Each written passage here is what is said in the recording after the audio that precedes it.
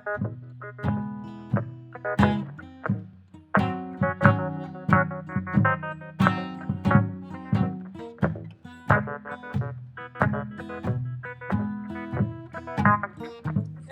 bienvenue au podcast de la semaine! Qu'est-ce que tu regardes? Épisode 61. Hey, Benz! Qu'est-ce que tu regardes? C'est quoi de neuf? Ça va? Pas une trop grosse semaine pour moi cette semaine. J'ai Non? 3 films, mais 3 films dans un bloc condensé que, dans le fond, c'est 3 films de Danny Boyle. Fait qu'on va faire une petite semaine de Danny Boyle ici. Là. OK, Ça va être bon. OK. Ben, écoute, Danny Boyle, c'est un Christy de réalisateur, selon moi. Là. Très, ouais, J'adore vraiment. tous ses films. Ouais. J'ai bien hâte d'en jaser. Surtout que c'est des films, il y en a comme 2 que tu n'avais jamais vus, je pense. Oui, exactement. Puis un qui Dans est les 3. son grand chef-d'œuvre, que c'est mon film préféré de Danny Boyle. Puis c'est un de mes films préférés à vie, probablement aussi. Là. Fait qu'on y Ouais, reviendra. ça en est un des bons. Hein. On en jase tantôt. Parce que moi, je te dirais que j'ai 5 films en gros, mais j'ai une trilogie que je vais jaser, comme je t'avais parlé. Là. On en jasera, si tu veux, à la fin. Parce que tu es un peu en lien avec un de tes films de Danny Boyle. Fait que je vais commencer. Mes films sont assez mixtes cette semaine. Là. Je me suis lancé dans des films un peu différents. Là. Beaucoup de genres cette semaine. T'es-tu encore dans le crime avec... ou. Pardon? T'as-tu passé ton trip de crime ou t'as encore le crime dans le sang? Là? C'est mixé, c'est mixé.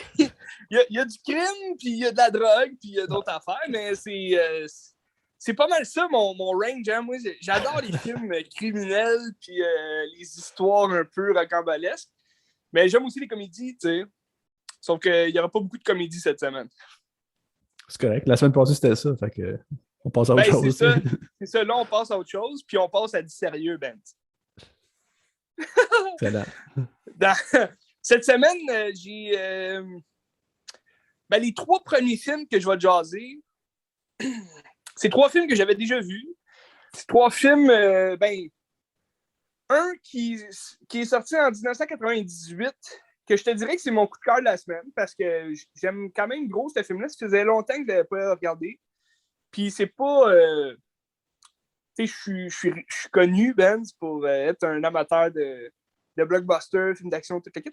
Mais si c'est un film, si on veut, une biographie sur un studio qui a quand même connu beaucoup de moments là, dans les années 70-80. Il s'agit du Studio 54, qui était situé à New York. Puis le film s'appelle 54. Version française, je pense que c'est juste Studio 54. Puis, dans le fond, c'est un film qui n'est pas très long, là, 1h30. Puis, ça raconte un peu, justement, les derniers jours, si tu veux, du propriétaire du Studio 54, qui était Steve Rubell, que, tu sais, si j'avais pas vu ce film-là, j'allais jamais connaître, là, ce personnage-là. Là. Mais ça avait l'air d'être un personnage fucké un peu. Tu sais, c'est la fin des années 70. Là, le film nous commence en 1976. Puis l'acteur principal, ben, c'est Ryan Phillips, que justement, on a jasé la semaine passée avec Antitrust, exactement. On est en 1998 hein, avec ce film-là. Fait que c'est comme son sommet, si tu veux, de sa célébrité. Là. On le voyait pas mal dans tout à cette époque-là. Donc, il joue un jeune homme du New Jersey, 19 ans, avec un père alcoolique, 2 sœurs, une job de mécanicien. Puis il n'aime pas sa vie. Il rêve à une vie un peu plus rock'n'roll, si on veut.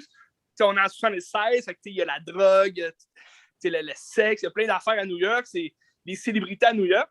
Puis là, ben, durant une soirée avec ses cousins, il se retrouve à New York. Puis là, il voit le gros studio, si tu veux, qui est réputé là, pour les grosses soirées, le 54.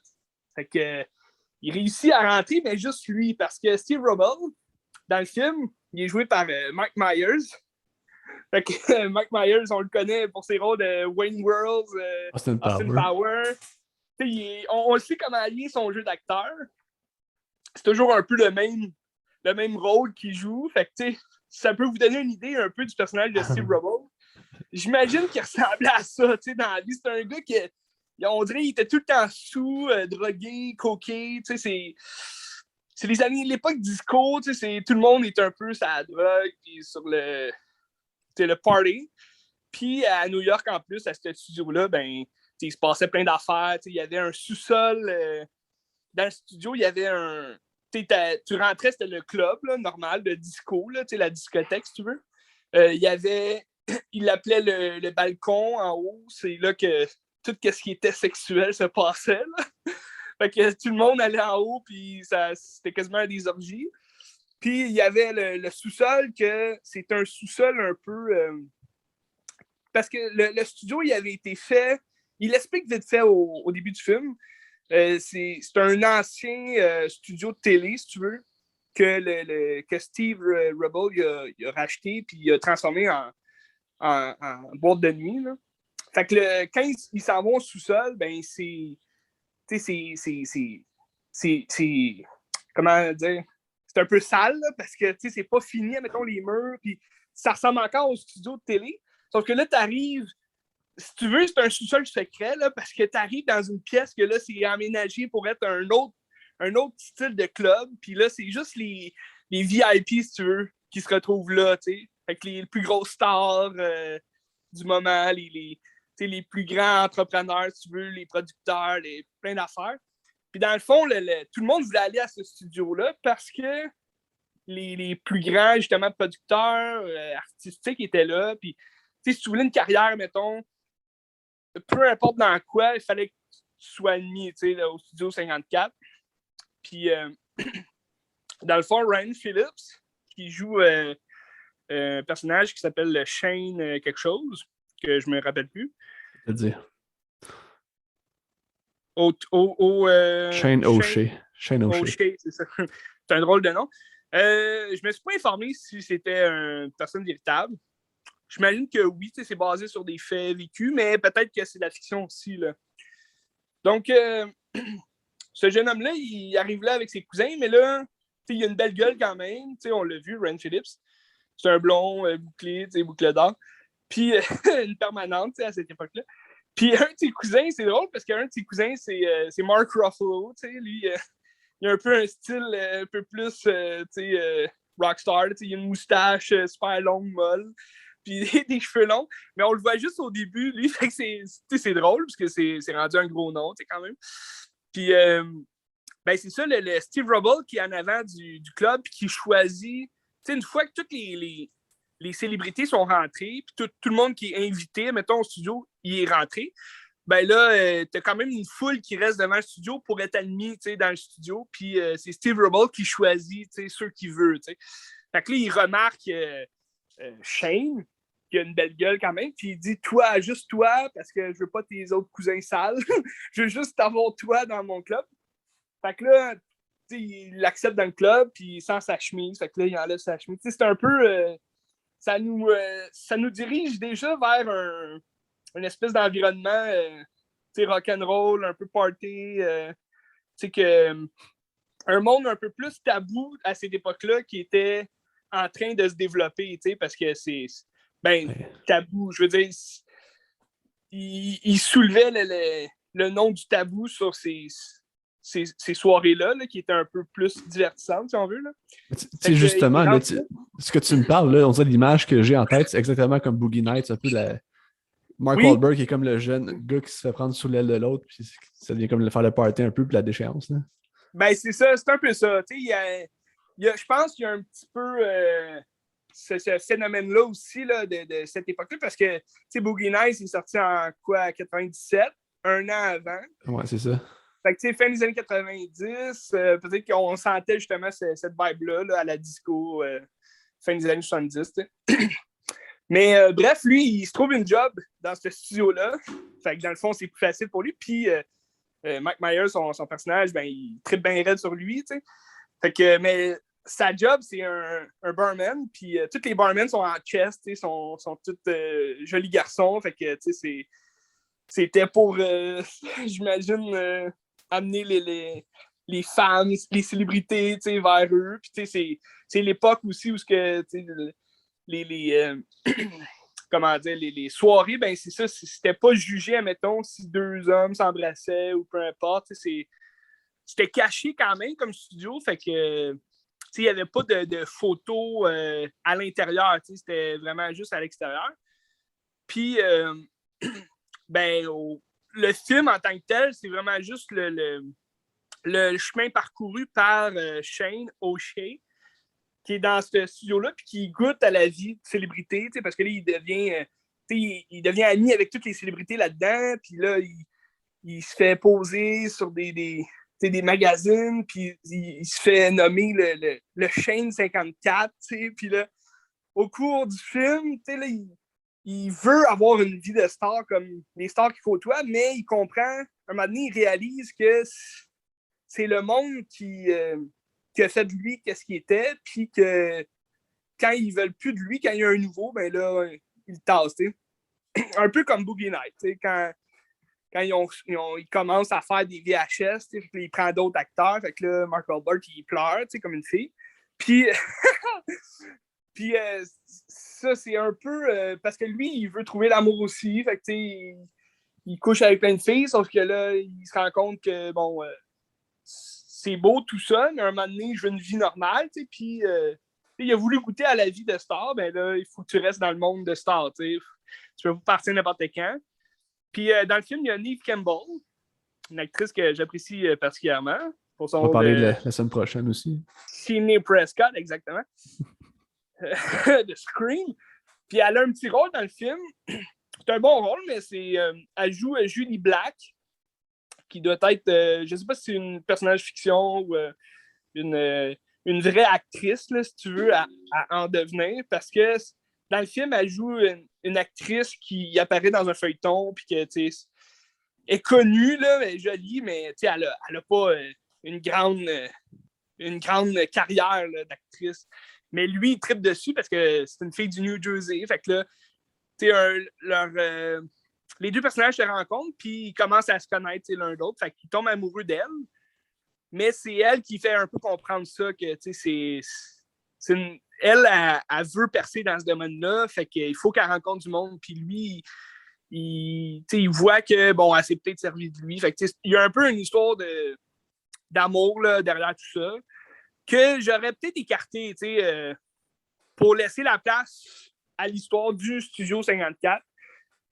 Parce que c'est ça, c'est pas dit clairement, mettons, que tout est une histoire vécue dans le film. Je pense que c'est vraiment juste de la fiction autour d'un personnage créé, un peu comme le Titanic. Ils ont créé une romance autour du désastre là, du Titanic. Ben là, c'est un peu ça qu'ils ont fait avec le fameux Studio 54 où est-ce que tout était permis. Ça, il démontre quand même bien. Tout est permis dans ce studio-là. Puis finalement, ben, ça a été un peu le chaos à la fin, là, parce que Steve Rubble il a été arrêté pour fraude, puis plein d'affaires. Là, il y avait de la drogue qui se passait là-dedans, puis la drogue, c'était pas légal à cette époque-là. Là, fait que, c'est... Encore non. Puis même encore là. Ouais. Même encore là. Puis, on parlait de cocaine, puis plein d'affaires, sûrement qu'il y avait du proxénétisme aussi là-dedans. Mais, à la fin, tu vois que le studio a été fermé en 1986, je pense. Fait que après son arrestation de Steve Rubble, ils ont quand même continué là, à laisser ouvrir le studio, mais c'est dit que les studios à cette époque-là, ils avaient tout été repris par des organismes là, un peu qui acceptaient les soirées un peu plus folles, mais que c'était géré vraiment comme plus politiquement là, correct, là, si on veut. C'était moins de l'année de disco. Là. Si tu veux, c'est la fin de l'époque disco aussi, début 80, là, c'est un peu... Mais c'est quand même... C'est un bon film que j'aime parce que, premièrement, j'adore la musique disco, Ben. La musique disco, ça nous amène tout le temps dans un train de vie un peu rock'n'roll. Y a-tu du Bee Gees dans le film? Oui, oui, un peu. Légèrement. Mais non, j'aime ça parce que j'aime aussi les histoires en parenthèse vécues, là, les histoires vraies basées sur des événements réels. Ben, c'est toujours le fun, toujours entraînant. T'sais. Puis je trouve que Mike Myers est très bon dans son rôle de Steve Rubble. Puis ça crée aussi, tu sais, il y a Salma Hayek aussi dans le film. C'est super jolie. Puis elle joue justement la fille du vestiaire, mais qui se fait amie avec Ryan Phillips. Puis c'est beaucoup une histoire d'amitié, de rencontre, d'amitié dans ce bar-là. Puis que leurs vies ont été chamboulées par justement ce studio-là. Fait que c'est parce qu'il se passait là, dans ce studio-là. Fait que c'était quand même le fun. J'ai bien apprécié aussi l'esthétisme là, des années fin 70, début 80. C'était le fun. Mais tu sais, mettons, l'histoire tourne plus autour du personnage qui prend, mettons, trop de place ou c'est vraiment l'histoire du studio puis ça donne que le personnage est là pour nous raconter un peu ce qui s'est passé. T'sais. Ben, c'est ça. C'est le personnage, c'est le narrateur. Fait que c'est sûr que ça tourne autour de lui. Puis c'est ça que je te disais, il nous propose un peu plus de... Parce que j'imagine que ça a été basé sur un roman peut-être que une personne a écrit, puis c'est peut-être Shane O'Shea qui l'a écrit. Mais parce que ça a l'air un peu plus littéraire là, dans ce sens-là, parce que c'est vraiment, on commence avec l'histoire de Shane, 19 ans, mécanicien au New Jersey, que lui, c'est son aventure, c'est son parcours au Studio 54. Fait que on ne voit pas, mettons, le début du studio puis la fin du studio. On voit vraiment juste l'aventure que Shane a vécue une fois arrivé à ce studio-là, puis une fois que son aventure s'est terminée. En 1h30, là, tu vois la rentrée puis la sortie de Shane O'Shea dans le Studio 54. Fait que je te dirais qu'ils ont un peu plus misé sur justement le personnage. As-tu regardé voir s'il était fiction ou... Ben c'est ça. Là, le personnage de Ryan Phillips, il est basé sur Teague Thomas. Que je sais pas c'est qui Teague Thomas, mais il travaillait au studio 54 de 77 à 82. Fait que je vais aller voir Teague Thomas. Tu vois, ce gars-là, ben, on le connaît pas, mais ça devait être juste un barman qui a vécu ça, là, tu sais. Fait qu'ils ont changé le nom, tu sais. Comme ils font souvent aussi, là, dans les films. C'est basé sur des faits réels. Souvent, ils changent les noms, là. C'est un acteur, il a joué dans I Am a Legend. Ah ouais? Les Faucons de la Nuit, il joue dans ça. Ah ouais? Mais je sais pas c'est qui. Teague Thomas. Dans les années 80, c'est ça. Ben sûrement que c'est... parce que lui, son rêve, c'est de devenir un acteur. Fait que, à cette époque-là, si il connaissait tout le monde, justement, dans ce studio-là, c'est sûr qu'à un moment donné, il a sûrement pu avoir un rôle, tu sais, dans... Puis à la fin, ce qui est le fun dans le générique, c'est que tu vois des photos de personnalités connues qui ont été à ce studio-là, à l'extérieur. Fait que là, tu vois des photos avec Sylvester Stallone, John Travolta. C'est drôle. Tu te dis, ouais, c'est les grosses têtes de cette époque-là, les années disco, Rocky. Ça a l'air cool. Où t'as pogné ça? C'est un bon film. C'est sympathique, là, 1h30, ça regarde bien. C'est où tu l'as pogné? En VHS? Ah, moi, j'allais en VHS. OK. C'est un bon film à voir en VHS. Ouais. Tu rentres encore plus dans l'époque un peu de fou. Hein? Ouais, mais on dirait que l'esthétique VHS marcherait bien avec ça dans ma tête. Là. Oui, ben oui, ça marche bien. Okay. Après ça, ben j'ai regardé... je vais te parler d'un film que j'avais déjà vu, pas au cinéma, mais à TV quand il est sorti. Parce que ça m'intéressait pas de temps, puis en même temps, les critiques n'étaient pas vraiment bonnes. On parle ici de Combat de rue. Avec Channing Tatum. Je pense que le titre en anglais, c'est Fighter. Juste comme Fighting. Ah ouais, ok. Fighting. Je pensais que c'était comme The Fighter avec Mark Wahlberg. Puis... Christian Bale. Ouais. Ok, fait que Fighting. C'est un film... j'ai de la misère même à dire si c'était bon. Mais en tout cas, c'était correct. Là, c'est parce que...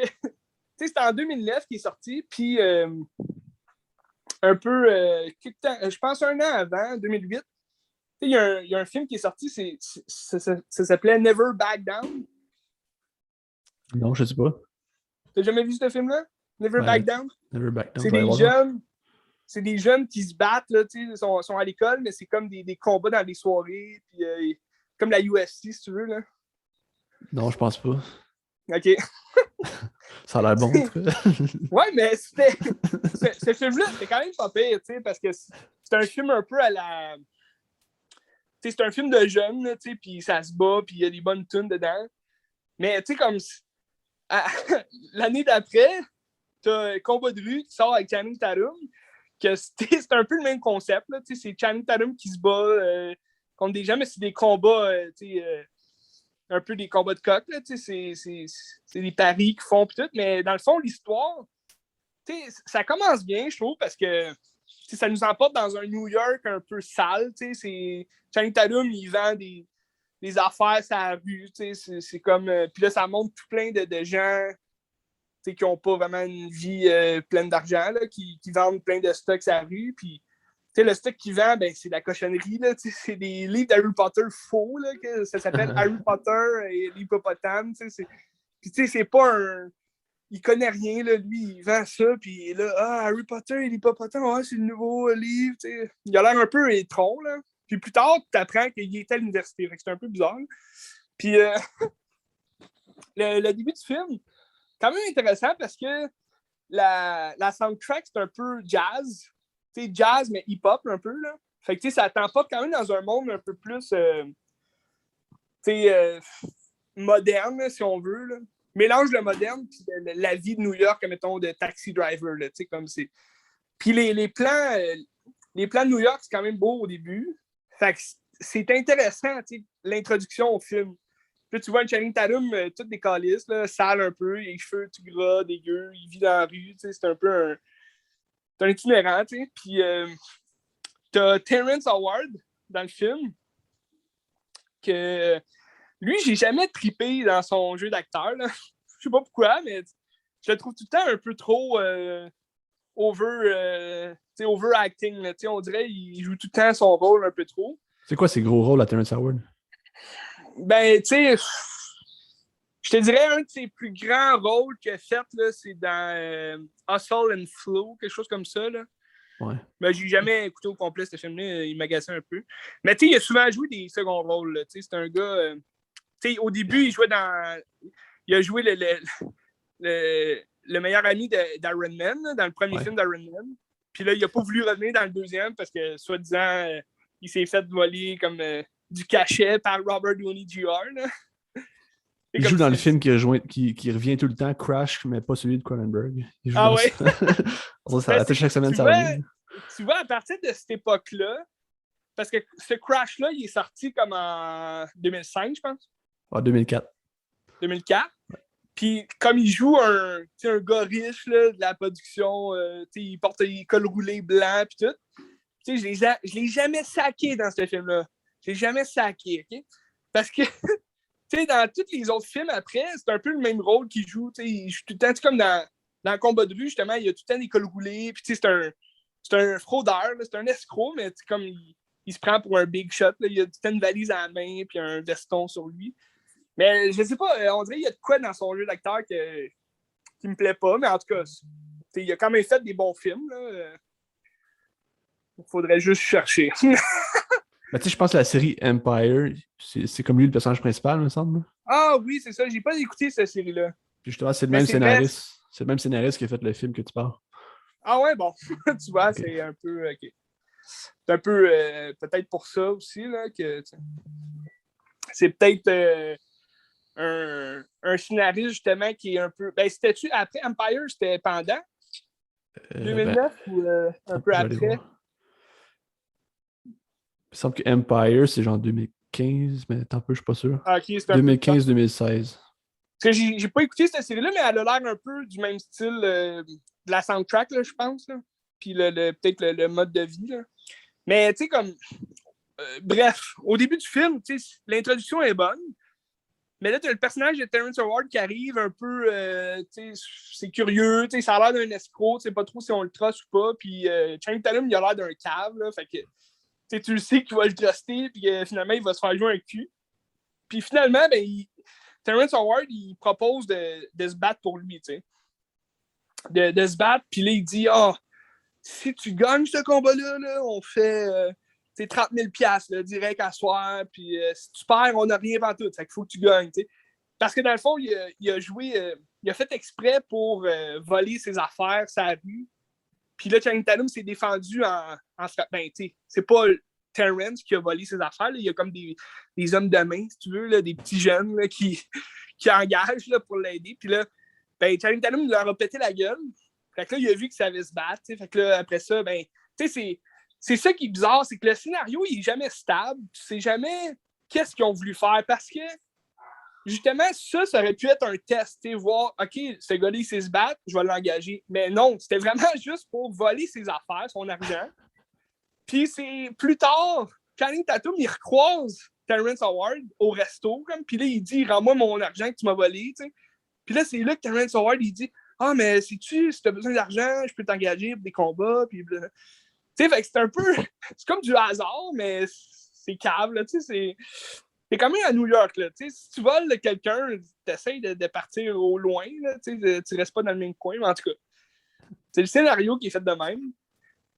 Puis là, ben, les combats, il accepte. Fait que là, il fait un premier combat, puis c'est tout le temps un peu de la chance qu'il a. Comme son premier combat, il se fait péter la gueule. Là, puis il fait juste pousser parce que c'est des combats de coq, illégal. Fait que tous les coups sont permis. Fait qu'à la fin, il fait juste comme rentrer dans le gars comme au football. Puis là, le gars, il se pète la gueule sur une fontaine, là, sur une abreuvoir. Fait que, comme il gagne de même. Mais, là, tout le monde dit « Ah, t'es un champion! » Parce qu'il s'appelle Shane. Ah, c'est drôle, il s'appelle Shane et tout dans ce film-là. Puis là, tout le monde est là « Ah, t'es un champion! Tu l'as eu! » Puis là, c'est comme « OK, mais il est pas bon, là. Il se faisait péter la gueule, puis comme il se fait rentrer dans... » Bref, c'est tout au long du film, c'est un peu des coups de chance de même. Puis à chaque fois qu'il y a un combat, c'est jamais, mettons, divertissant puis entraînant comme admettons que ce l'était Rocky. Tu sais, quand on pense à un film de combat, on veut que ça soit, on veut sentir qu'on est sur le bout de notre siège, puis qu'on est comme dans le combat, puis on veut qu'il gagne, tu sais, comme Rocky. Parce que Rocky, c'est la source du film de combat qu'on veut, tu sais, dans des films. Tu sais, il y a des films, un ton de boxe, que tu sais, t'es jamais satisfait du combat, t'es comme jamais comme euh, pris dans le combat, tu sais, comment le dire, là, t'es jamais C'est le bout de ton imprégné. siège. C'est ça, t'es jamais imprégné par la scène de combat. T'sais. Admettons, dans le film The Fighter, justement, de David O. Russell, là, avec Christian Bale et Mark Wahlberg, dans le combat, à la fin, t'es quand même dans le jeu. Là, tu veux qu'il gagne, tu veux qu'il fasse de l'argent un jour ou l'autre. Ben, c'est quoi le film, là, que c'est deux frères qui font du UFC, là, plus comme un tournoi de UFC, puis il faut qu'ils se battent contre, là? Ouais, ça, c'est Warriors. Ah, c'est ça, ok. Avec Tom Hardy puis Joel. Celui-là aussi, tu sais, t'es comme fuck, il crie ça à voler, tu sais, c'est son frère. Là, il casse le bras, là, t'es là, ah, tabarnache! Là, tu capotes, là, t'es comme, oh shit! Tu sais, un film de combat, faut que ça soit divertissant, faut que ça soit imprégnant. Puis, c'est pour ça que je te comparais Never Back Down avec ce film-là, Combat de rue. Parce que c'est un peu le même concept, des combats illégaux, un peu, tu sais, tous les coups sont permis, là. Mais dans Never Back Down, t'as un bon style de combat, comment c'est filmé. C'est très teenage, là, si tu veux, là, teenage movie.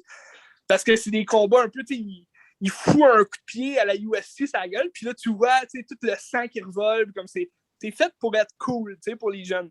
Fait que t'as quand même du divertissement là, dans les combats, puis à la fin, c'est bon et tout, parce que là, tu veux qu'il gagne, puis là, il y a une grosse musique ambiante, puis comme le combat est rough à la fin. Tandis que dans le combat de rue, t'as tout le temps de la musique un peu jazz, c'est tranquille, puis là, il se bat comme n'importe comment, il n'y a aucune manière de se battre. Puis là, à la fin, il se bat contre un vrai lutteur, si tu veux, là, comme de la UFC, qu'il est entraîné, parce qu'il y a toute une histoire autour du personnage, c'est comme quoi son père, il l'entraînait, c'est un entraîneur de lutte. Puis là, il est arrivé de quoi? Fait que là, il a battu son père. Fait que là, son père l'a viré. Puis là, c'est pour ça qu'il est dans la rue. C'est comme la raison pourquoi il est dans la rue à New York. Puis là, il croise justement un gars que son père a entraîné puis qui est rendu champion à la lutte de la UFC ou je sais pas quoi. Là.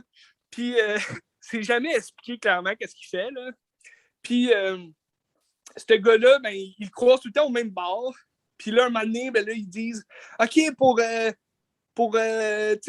plus gros montant jamais donné dans ce style de combat-là, ben, on va faire affronter les 2 ennemis jurés pour l'honneur. En tout cas, c'est vraiment douchebag comme scénario. Puis à la fin, ben, c'est ça, il se bat. C'est censé être exceptionnel comme combat parce que c'est un professionnel qui va affronter. Puis là, ils sont au-dessus sur le balcon d'un loft, là, fait que, à New York. Fait que, c'est super glamour. Puis il y a tous des gros bonnets qui sont là. Puis comme c'est censé être vraiment cool comme combat. Puis finalement, ils font juste se pogner, genre, avec leurs bras, on dirait qu'ils se donnent des câlins, genre, puis ils se roulent à terre, puis comme, c'est même pas, genre, des coups de poing qu'ils se donnent, là, c'est ridicule, pour vrai, je comprenais pas pourquoi ils ont fait ça de même, là, les scènes de combat sont vraiment pas mis au point. C'est tout ce que j'ai à dire. ça a l'air bon, toi. Ben, tu sais, je le conseille pas. Pour vrai, c'est pas un film que je conseillerais. Si t'aimes Channing Tatum, ok, peut-être, mais c'est Channing Tatum qui joue Channing Tatum dans ses débuts au grand cinéma, là, tu sais. Il y a Louis Guzman dans le film, il est-tu nice? Hein? Ben, il joue comme un autre... dans le fond, c'est lui qui est comme, si tu veux, le manager des autres combats, là, des autres combattants. T'sais, c'est comme un ennemi de Terrence Howard, puis là, il y a comme une histoire entre eux, là. Tu sais, c'est pas tant bon parce que, justement, il manque l'émotion principale qu'il faut que ça nous donne comme, tu sais, que je te racontais, là, il faut que tu sois comme diverti par les combats, puis c'est justement les combats qui sont vraiment nuls à chier, fait que dans le fond, là, c'est des combats qu'on s'en fout, puis c'est un gars qui se bat, puis qui se fait crosser par son géant, puis qui se bat pour rien, dans le fond. C'est juste ça, la trame du film, là. Ben, la trame du film, c'est exactement ça, puis, tu sais, il se fait pas crosser, mais comme, t'as tout le temps un doute de ce que le gars, il veut vraiment, parce que là, à un moment donné, comme 2 fois dans le film, il dit « Ah, tu vas perdre, là, parce que je vais miser contre nous, parce que c'est impossible que tu le battes. » Puis là, finalement, Channing Tatum, il dit « Non, je vais le battre. » Puis là, finalement, il le bat, tu sais. Mais, tu sais, à travers tout ça, il y a comme une romance avec une serveuse, une petite fille, puis là, il veut, à chaque fois qu'il gagne de l'argent, il veut donner de l'argent à la fille parce qu'il dit, tu vis dans un appart minable, je veux payer tes affaires, tu sais. Puis là, elle le prend mal, mais, tu sais qu'il y a quelque chose qui est louche parce que là, elle connaît Terrence Howard, puis là, en tout cas, il y a une manigance autour de tout ça. Finalement, c'est jamais ce que tu penses, puis c'est vraiment pas stable comme scénario. Ça change d'émotion d'un bord puis de l'autre. Puis c'est comme. On comprend rien au final. En tout cas, c'est dommage parce que. Ouais, c'est dommage. Ouais. La trame aurait pu être bonne, mais regarde. Il y a un seul combat qui est le fun, puis c'est contre un Chinois. Là. Parce que le Chinois, il est bon en arts martiaux quand même, là, mais il se fait péter la gueule. Fait que tu te dis, c'est impossible. À quelque part, c'est impossible qu'il gagne tous ses combats de même. Puis, c'est un peu trop. Mais ça se trouve, hein? Sur Internet, des combats de même, ça se trouve, genre Kimbo Slice, des affaires comme ça. Là. Tu peux voir ça sur YouTube, c'est fucking violent, c'est drôle. Mais... Ben oui, mais c'est ça, tu sais, le titre, c'est combat de rue, tous les coups sont permis, puis il n'y a même pas de sang, là. Il y a un œil au noir après ces combats, puis c'est tout, tu sais. J'aurais aimé ça que le film, ça soit sauvage, là, ça aurait pu être bon, là. Ouais. Donne ce scénario-là à Quentin Tarantino, puis ça va être sanglant, puis il va y avoir des bons dialogues. Ah, c'est sûr. Mais je sais pas pourquoi il ferait ça, mais pourquoi pas, tu sais. Je sais pas pourquoi. C'est vrai que la scène de Bruce Lee, ça aurait marché. Tu sais, combat de rue, c'était ben bon. Oui, c'est écœurant en plus. Ouais.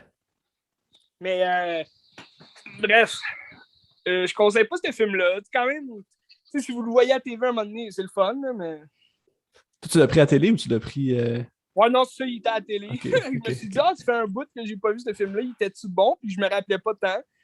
Parce que j'avais juste vu une fois, genre, à la télé. Ça devait jouer, genre, à nouveau à 2h l'après-midi, genre. Je me rappelle plus. Non, je pense que c'était à la TVA. Ah, TVA. c'est ça, mais dans la nuit, genre. Mais okay. Non, je me rappelle plus c'était où. Non, même pas, je pense que c'était à Cinépop. OK. En tout cas. Pourtant, c'est pas un vieux film, tu sais qui est bizarre. Mais bref, pas un vieux film. C'est quand même... 11 ans, 12 ans, 13 ans. Ouais, 12 ans, 13. En tout cas, Ouais. on fait ce qu'on peut, Ben. On fait ce qu'on peut. Celle-là, c'était 2009, me semble. Puis, Ouais.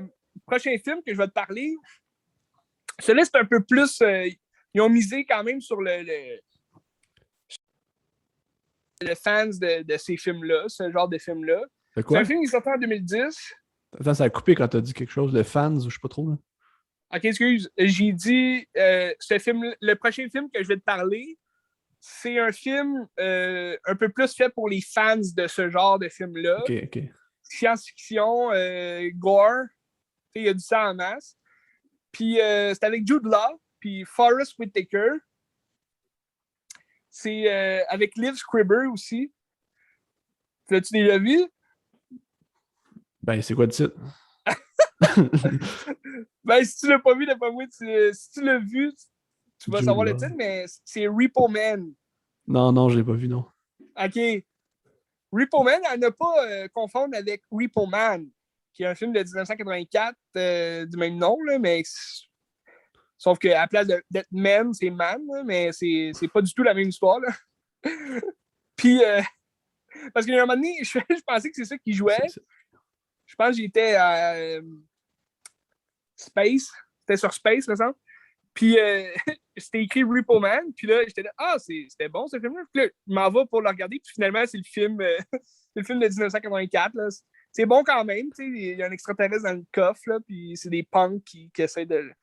Bref, moi, j'ai écouté Repo Man. Mais c'est qui fait ça, Repo Man, le 84?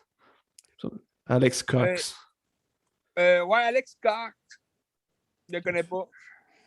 Ouais, je sais pas c'est quoi ces films qu'il a fait d'autres, je connais pas ça. Ouais, il a pas fait grand-chose. Ouais. Bref, mais c'est Emilio Estevez qui joue dans Repo Man. Là. Fait que c'est à son époque, tu sais. Hey, Bombay! Le coach Bombay! Gordon Bombay! Une petite parenthèse à Mighty Ducks. Bref, Repo Man, 2010. Avec Jude Law, Forrest Whitaker, puis Liv Schreiber. C'est un film science-fiction, action. Quand même assez gore. Je pense que c'est 16 ans et plus. Là. C'est pour, sur IMDb, c'est 18 ans, 18A là, qu'ils appellent. Là. Ah, ok, ouais. Ben, ça, c'est au State. Là. C'est comme le Air, là, genre. Rated. Air. Mais. Air, R. Bref, c'est bon quand même comme film. Je pense qu'il avait été mal reçu par les critiques là, au début, mais. Ben, vois-tu, la cote Metascore, c'est 32. Ça fait que c'est pas terrible, mais la critique du public est quand même bonne. 6.3, c'est pas pire.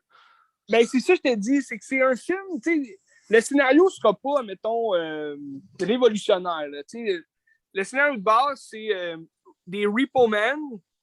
À cette époque-là, ben, c'est en langue française, le film s'appelle Repreneur. Puis c'est des gens un peu qui travaillent pour. C'est un peu comme des chasseurs de primes, si tu veux, là, parce qu'ils recherchent des gens qui n'ont pas remboursé leurs organes. Parce que dans le futur dans lequel ils se trouvent, les gens se font remplacer leurs organes. Quand, mettons, tu as un foie qui est fini, ben là, ils se font mettre un foie robotique, là, si tu veux. Un foie fait, voyons. Génétiquement modifié, genre. Ouais, c'est ça. C'est génétique. Là, c'est pas. C'est pas un autre foie de quelqu'un d'autre. C'est un foie fait génétiquement. Puis, quand tu peux pas le rembourser, ben là, ils te le reprennent un peu comme un char non remboursé ou l'hypothèque d'une maison. Si tu payes pas l'hypothèque de ton foie, ben on va te le reprendre.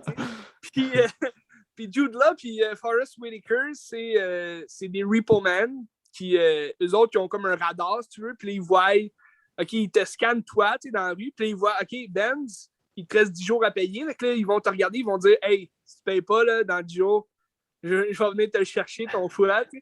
Puis, il y en a que c'est le cœur, il y en a que c'est le genou, il y en a que c'est les oreilles, t'sais. Puis, c'est comme un entrepôt, si tu veux, c'est comme un peu un poste de police, si tu veux, de Repo Man, là. Fait que là, c'est comme une gang qui se battent pour les meilleures primes, si tu veux, là. il y en a un qui se retrouve tout le temps avec des oreilles. Fait que là, il est là, c'est pas payant, des oreilles. Là. Puis les autres, c'est quand même le fun à regarder parce que il arrive chez quelqu'un, puis là, il fait salut, puis là, il l'endort parce qu'il y a personne qui veut se faire reprendre gratuitement son foie. Avec là, il faut qu'il shot avec une espèce de gun qui les paralyse. Puis là, ils sont endormis, puis ils les ouvrent, là, puis ils reprennent ce qui est dû au système d'assurance d'organes. Puis c'est Liv Schreiber qui est comme le gros boss de ça. Puis le scénario, dans le fond, le film commence vraiment, l'élément déclencheur, c'est que Jude Law, son personnage, il s'en va comme pour démissionner, si tu veux, parce que sa femme est plus capable, puis c'est le bordel. Puis son dernier boulot, si tu veux, le défibrillateur, il marche plus, puis il pogne un choc. Puis, fait que là, il se fait remplacer son cœur par cette compagnie-là. Fait que là, son cœur, il faut qu'il le rembourse. T'sais. Fait que là, il travaille, là, c'est dur, sa femme le quitte. First Whitaker, il l'héberge, c'est comme son meilleur ami d'enfance. Fait qu'il dit je peux t'aider, je vais te trouver. Mais là, il est comme plus capable de faire sa job parce que il se voit en ses proies, là, comme il se dit, OK, mais... C'est un peu un Blade Runner aussi, là, parce qu'il chasse un peu, c'est pareil, là, ouais. C'est exactement, puis là, c'est ça, il voit, là, que, OK, mais là, attendez, là, moi, je suis comme eux, tu sais, puis là, vous me demandez de les chasser, puis, tu sais, c'est pas ce qu'il veut.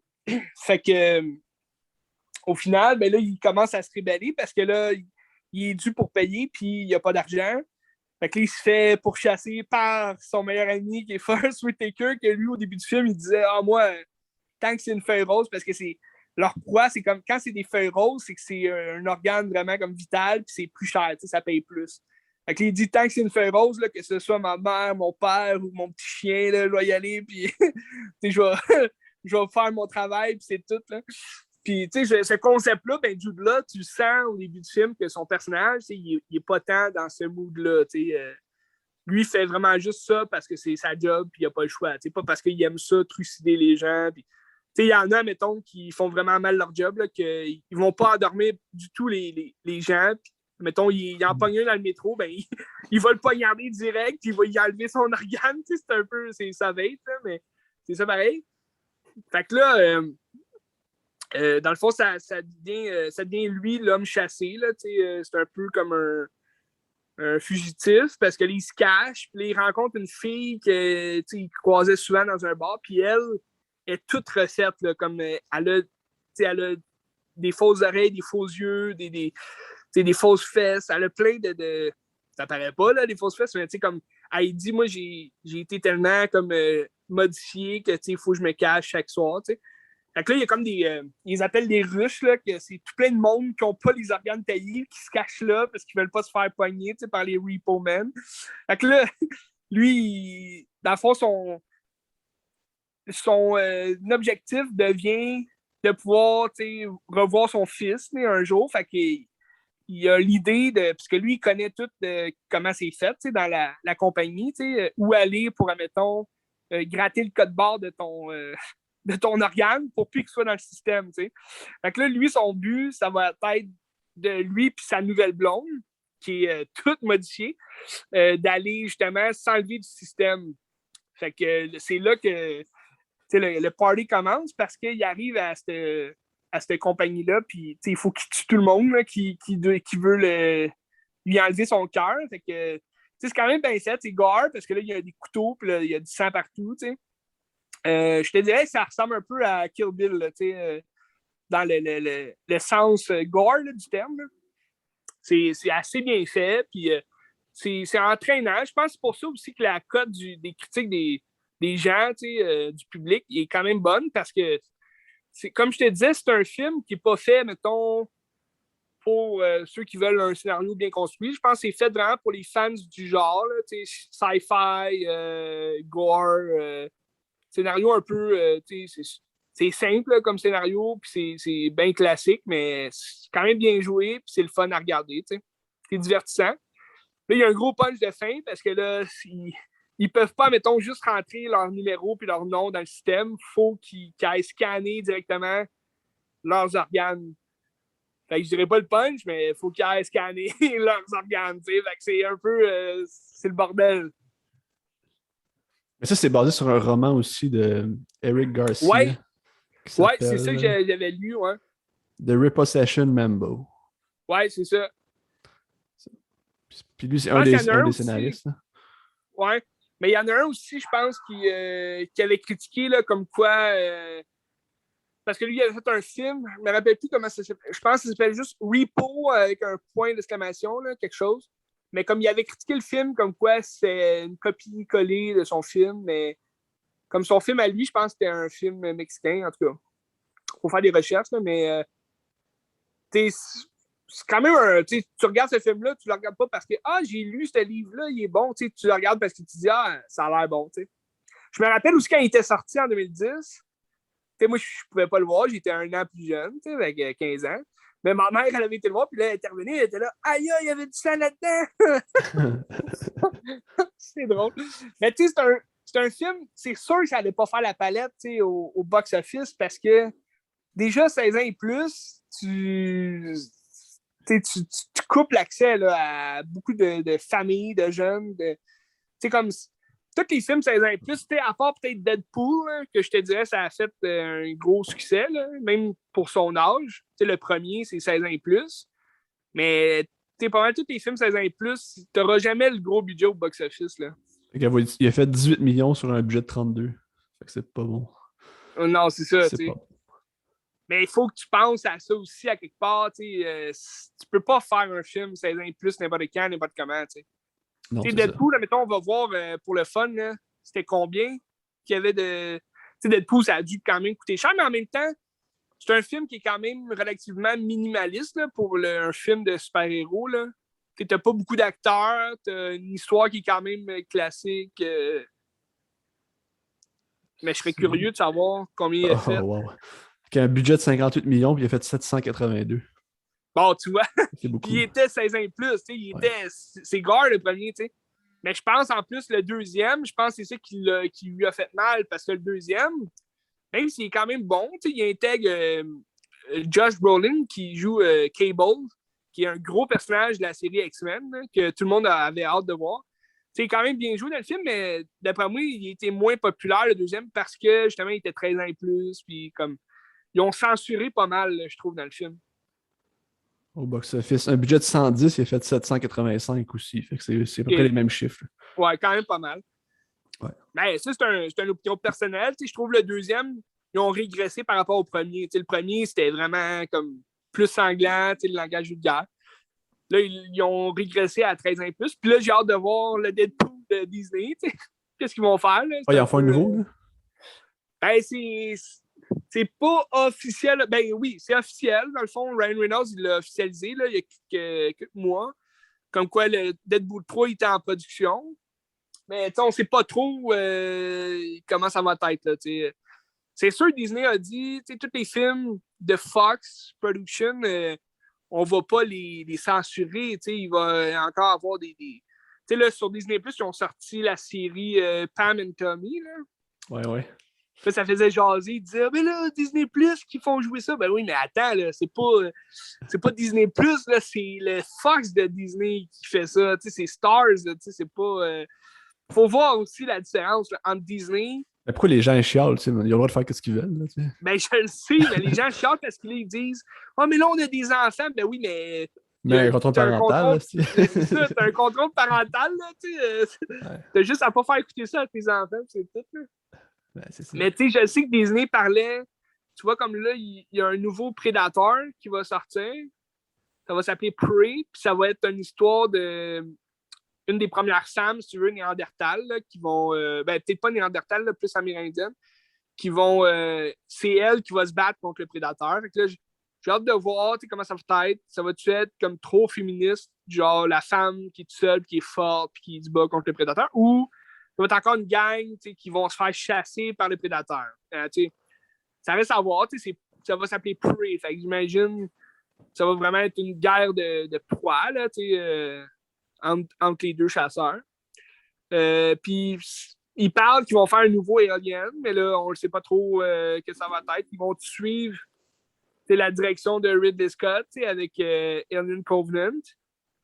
Ou bien, tu l'avais-tu vu, Covenant? Oui, je l'ai vu, ouais. OK. C'est bon. Ouais, ben tu vois, ça va être repris par Ridley Scott ou ça va être quelqu'un d'autre qui reprend l'univers puis qui l'amène ailleurs? Ben c'est ça, on le sait pas, c'est ça qu'on sait pas. Ils vont-tu continuer, ce que Ridley Scott avait commencé, ou bien ils vont dire, on va complètement reboot la série ou faire d'autres choses, t'sais. Faire En un même temps, remake. ben c'est ça, un remake, en même temps, ils peuvent pas faire ça, C'est pas canon. Ben ils le savent, là, je pense, à quelque part, tu peux pas faire un remake d'un classique, là. Ben, il y en a qui le font, mais regarde. Mais je pense que la meilleure chose, ça serait peut-être de continuer ce que Ridley Scott a commencé, mais de l'amener peut-être ailleurs aussi. Là. Il y a un moyen là, de continuer ce qu'il a fait. Parce que Michael Fassbender, il était fucking bon dans son rôle. Ah ouais. Ben, tu sais, Prometheus, c'est vraiment bon, Prometheus. Ben oui. Vraiment, vraiment. Puis les deux, tu sais, même si. Je pense qu'Onen avait été critiqué parce qu'on comprenait plus trop l'histoire de Prometheus par rapport à ça. Mais je pense que ça suit quand même bien là, quand tu écoutes bien. Puis que. Oh ouais. Quand tu ouvres tes yeux, tu vois ce que le film il veut dire. Tout ce que j'avais à dire. Mais là, pour revenir à Repo Man, ouais. Le réalisateur, c'est Miguel Sapochnik. Oui, c'est ça. Miguel. C'est lui qui a fait le film Finch sur Apple Plus avec Tom Hanks, c'est ça? Puis il a fait Ouais, c'est ça, j'avais vu, ouais. Game of Thrones, il a fait une couple d'épisodes, je pense. Ouais. Puis. Intéressant. C'est pas mal ça. Ah, j'ai pas True vu Detective. Finch. True Detective aussi, il a fait des épisodes de True Detective. Ouais, la saison 2, hein, je pense. Je sais pas, mais en tout cas. La moins bonne. C'est mais ça. Finch, je l'ai pas vu, c'est avec Tom Hanks, mais ça a l'air bon, mais on sait pas. C'est sur Apple Plus. Apple TV Plus. Ouais. Un jour peut-être. Ben, ça vaut pas la peine Apple TV. Ben, Apple TV, c'est qu'ils ont juste des choses maison. Ben, c'est ça. Mettons, il y a Under Rocks qui était cool, il y a le film de Joel Cohen. Ça, je ne l'ai pas regardé parce que ça ne m'intéressait pas, mais ça doit être pas si pire. Ouais. Ben, il y en avait un autre, je pense, avec Tom Hanks, là, une espèce de film de guerre, là. La Deuxième Guerre mondiale, comme sur un bateau, en tout cas. C'était censé sortir en salle, finalement, ils l'ont passé sur Apple TV. Ben, regarde. Mais tu sais, c'est genre 6 piastres. C'est genre 6 piastres par mois, mais ils n'ont rien, ils n'ont pas de stock. Là. Ça fait que c'est ouais, mais c'est ça, mais là, tu payes, mettons, Disney+, là, c'est 11 piastres, là, tu payes Netflix, c'est 15 piastres, là, tu payes Amazon Prime, là, c'est 7 piastres, en tout cas, tu sais, un moment donné, c'est bien beau avoir tous les streamings, mais Christy, tu vas avoir un répit, tu sais. De toute façon, tu n'as pas le temps d'écouter toutes les affaires, fait que t'es mieux de faire des choix et de prendre celui qui te tente vraiment pour un mois. Tu vois, il y a plein d'affaires là, sur HBO Max qui sortent, qu'ils vont venir sur Crave, là, j'imagine. Parce que HBO Max, tu peux pas l'avoir ailleurs que les États-Unis. Fait que là, les affaires vont sur Crave. Sauf que, tu sais, je suis pas pressé, mettons, de voir ces affaires-là. Fait que. Mais tu sais, il y a l'affaire de Harry Potter qui est sortie en janvier qui a l'air le fun. Oui, ça va être le fun, mais justement, est-ce qu'on attend de voir si on va pouvoir le voir sur autre chose, ou même online, peut-être que quelqu'un va le sortir un moment donné? Ben, il doit déjà être sorti online, en tout cas. Ben, j'imagine que oui. Mais tu sais, il y a des films. Ce que j'aime moins là, de HBO Max, c'est ce qu'ils font en ce moment, c'est qu'ils font des films juste pour le streaming. Que tu sais, t'es comme, OK, mais là, ça devient un peu ridicule. Tu sais, maintenant que c'est si tu veux, la porte de sortie de Warner Bros. Pour concurrencer Disney puis Netflix, là, parce que Warner Bros. Met tout leur argent là-dedans, dans le HBO Max. Mais c'est comme ils font un film sur Batgirl. Là. Puis là, j'ai vu des nouvelles images de Batgirl sortir, puis ça a l'air vraiment pourri, là, puis ça a l'air vraiment ridicule. Là. Fait que, tu sais, ça, je comprends. OK, ils peuvent le laisser sur HBO Max, là, ça, je m'en fous. Là. Mais tu sais, comme ils parlent, mettons, d'un nouveau Final Destination qu'ils font pour la plateforme, tu sais, HBO Max. Et puis là, je suis comme, OK, mais là, ils veulent relancer la série, mais tu sais, ça va être sur HBO Max. Ça fera pas d'argent, ça ira nulle part, là. Mais surtout si c'est juste aux États-Unis, ça vaut pas la peine. C'est complètement stupide, là, mais. Ben, c'est ça. Tu sais, après quelques mois, là, il arrive sur Crave. Mais tu sais, c'est un peu ridicule, là, tu sais. En tout cas. Je pense que ça fait juste mal aux vrais films de Warner Brothers. Ça va juste faire mal. Ben oui. Ils perdent de l'argent, en tout cas. Ben oui, parce que tu vois, en plus, là, tu sais, comme moi, j'étais un collectionneur de films, puis pas mal tous les films de Warner Bros. Qui n'ont pas fait tant d'argent au cinéma. On parle au dernier film, là, comme, mettons, Reminiscence avec Hugh Jackman.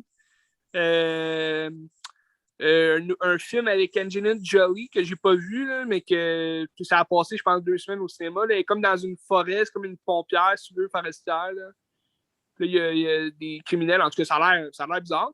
Mais tu sais, ce film-là, puis il y a aussi un film d'horreur Malignant que je t'avais parlé. Là, de James Wan? Ouais, c'est ça, Malfaisant. Ouais. Ce film-là, tu vois, je l'ai acheté récemment, comme sur Amazon. Mais tous ces films-là, là, tu les vois pas en 4K, mettons. Tu les vois pas sortir en version physique au magasin. Là. C'est tout en ligne, puis c'est comme juste en Blu-ray, puis c'est quand même cher. C'est bizarre, là. Pourquoi ils font pas, mettons... j'imagine parce que c'est des films qui n'ont pas fait assez d'argent au box-office, fait qu'ils se disent, on va mettre ça sur HBO Max, puis c'est tout. Là. C'est dommage. C'est ça qui arrive, tu sais. Au moins, ils ont sorti Dune, fait que c'est correct. Au moins, Dune est sorti. Puis il va y avoir le prochain Harry Potter, Fantastic Beast, en avril. C'est vrai, ouais. The Secret of Dumbledore. C'est excitant, ça. C'est excitant. On se demande, ça va-tu être bon, tu sais? Ben, moi, j'ose croire que ça va être bon, c'est sûr. Si t'aimes Harry Potter, tu vas aimer ça. J'imagine. Mais tu sais, tu vois, le premier Fantastic Beasts, j'ai été déçu. Mais le deuxième, il avait été critiqué aussi pas mal pour avoir beaucoup de parlage. Mais tu sais, c'était plus politique. Moi, j'aimais ça, là, mais c'est pas le cas de tout le monde. Fait que là, j'imagine qu'ils ont appris de leurs erreurs, puis le troisième, il va être bon. Mais en tout cas, on checkera ça. C'est excitant, ça, j'ai hâte de voir. C'est excitant! Là, veux-tu que j'aille dans mon bloc Danny Boyle? Hey, on est rendu là. On est rendu là, Benz. Fait que c'est ça. Je me suis claqué 3 films Danny Boyle cette semaine. Okay. Grand cinéaste britannique ou écossais. Je pense que c'est un britannique, là, mais je suis pas sûr. Faudrait faire des recherches. Parce que tu sais, Trainspotting, c'est en Écosse que ça se passe, mais t'as plein de films britanniques qui se passent. Ouais. C'est genre 28 jours plus tard, c'est à Londres. Ouais. Slumdog Millionnaire, c'est en Inde. Il est peut-être indien. Ah, mais l'Inde, c'est une colonie britannique à l'époque. Hein. OK, mais il est peut-être indien. C'est un Britannique. C'est ça. OK, puis la plage. Hein? C'est un New-Yorkais qui s'en va à la plage. Je pourrais commencer justement un film qui m'a fait penser à la plage. Je l'ai regardé hier soir. C'est un film qui était bien trop intense pour un vendredi soir, mais c'était bon. 127 heures avec James Franco. Ah ouais, c'était bon. C'est un bon film. Je trouve qu'il y a des... C'est un tour de force. Parce que, tu sais, dans le fond, l'histoire, c'est bien simple. C'est un gars qui fait du hiking. Là. Je sais pas c'est quoi en français, du hiking. Ben, du hiking, c'est graver les montagnes. Lui, c'est plus un gars sport extrême. Ouais, pour sport extrême, fait du basic, puis c'est ça. Vélo dans le canyon. Puis là, il tombe dans un canyon. Puis il y a une roche qui tombe avec lui, puis ça pogne son bras. Tu sais. Puis il passe 127 heures pris dans le canyon avant de s'en sortir. Tu sais. Il est pogné. Il est pogné dans la roche, stick. Puis tu sais, je trouve que c'est un tour de force de pas de rendre l'histoire intéressante, mais de la garder intéressante pendant 1h30 parce que ça aurait pu être vraiment plate, parce que ça reste un gars qui est là puis qui bouge pas. Tu sais. Ben oui. Il est tout seul. Puis surtout ça, que pour le un gars. Cinéma minimaliste, c'est vraiment minimaliste, là, tu sais. Ouais, tu sais. Puis tu sais, justement, le personnage, on le connaît pas, tu sais. Puis on s'attache jamais à lui, mais on réussit quand même à être dans l'action puis à vivre un peu la détresse. Parce que tu rentres dans le film, t'as aucun backstory. C'est juste le gars, il fait du sport extrême, puis il a l'air un peu marron, mais il est correct. Là, puis même Franco, là. même avec les flashbacks pendant le film, tu t'attaches pas tant à lui, tu comprends pas trop c'est qui ce gars-là. Tu vois qu'il a pas été très gentil, puis qu'il a l'air d'avoir des problèmes familiaux, mais à part ça, tu sais, comme je sais pas trop. Ben, c'est ça que j'allais dire.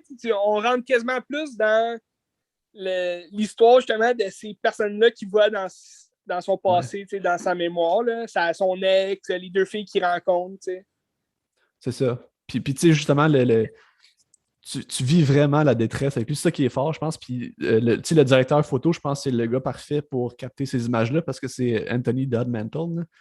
Il a fait beaucoup de films avec Lars von Trier. Fait capter comme le mal-être, puis filmer de manière comme si on se sent mal, mais je pense que c'est le meilleur pour ça. Ouais. Ouais. Ben, c'est un film aussi qui, comme tu l'as dit, le gars, il a l'air vraiment nowhere dans la vie. Je pense qu'il se rend compte quand il est pogné là puis qu'il ne sait pas quoi faire. Là, il rend compte que sa vie, c'est un peu une merde. Là, Ben, tu sais, justement, comme pas mal beaucoup de personnages de Danny Boyle, c'est des personnages qui sont un peu des mardes, puis que ils ont, comme, ils ont rien à quoi se rattacher. Puis c'est un peu ça, ce gars-là, il peut plus se rattacher à la vie parce qu'il est juste là, puis il est tout seul. Fait que la seule affaire, tout ce qui le pousse à agir, c'est le fait qu'il n'y a rien à perdre, mettons, ou qu'il n'y a rien sur quoi se reprendre pour dire hey, je vais faire ça. Là, il est juste là tout seul, puis il faut qu'il trouve une méthode. Là, fait que ça, c'est intéressant. Ouais. C'est vrai, c'est bon. Ouais. Ça nous fait penser au film. C'est quoi l'autre film? Là? Il est pogné tout seul. Ah, j'ai un blanc. Ça va me revenir. Continue. Mais le film c'est qui? J'ai un blanc complet. J'avais une vision, mais okay. j'ai un blanc. Ça va me revenir. Je sais pas si on peut parler de la scène, la scène du film que probablement tout le monde connaît. Moi, je la savais déjà d'avance, fait que j'étais capable de me préparer puis de mentalement la vivre, là, mais c'est quand même dur. Là, je pense qu'on peut en parler. Hein. Ben oui, on peut en parler. Mais oui, les Simpsons en ont vu aussi. OK. Parce que dans le fond, la scène, le climax, où est-ce qu'il décide que là, il peut sortir, c'est qu'il se coupe le bras. Ouais, il y a comme un petit canif, là. Ouais, puis là, il se rend ça, puis quand il se pète le bras, t'es comme, oh man, qu'est-ce que c'est ça, là? C'est horrible à regarder. Là. Ben, faut que tu racontes à la fin, il a essayé de se manger, non? Non, il a pas essayé de se manger. Ah, il a pas essayé non. de se manger. Okay. J'avais ça en tête, c'était dans un autre film. Non. Il boit sa pisse, mais il essaie pas de se manger. Ah oui, c'est ça, c'est la piste. Ben, en tout cas, moi, je trouve que c'était un bon film. Il faut l'écouter dans les bonnes circonstances puis le bon moment, là, parce que c'est intense. Pas un vendredi soir en relaxant, là, c'est pas une bonne idée, là, mais le film est plaisant. À la fin, c'est vrai, là, tout ce qu'il vit. Je ne me rappelle pas, là, mais c'est. Ah oui, c'est une vraie histoire. Ok, c'est ça, c'est une vraie histoire. Hein, ouais. Oui. C'est Aaron Ralston. Je pense qu'il a écrit un livre, puis c'est ça. Ben, c'est une histoire quand même à raconter, là.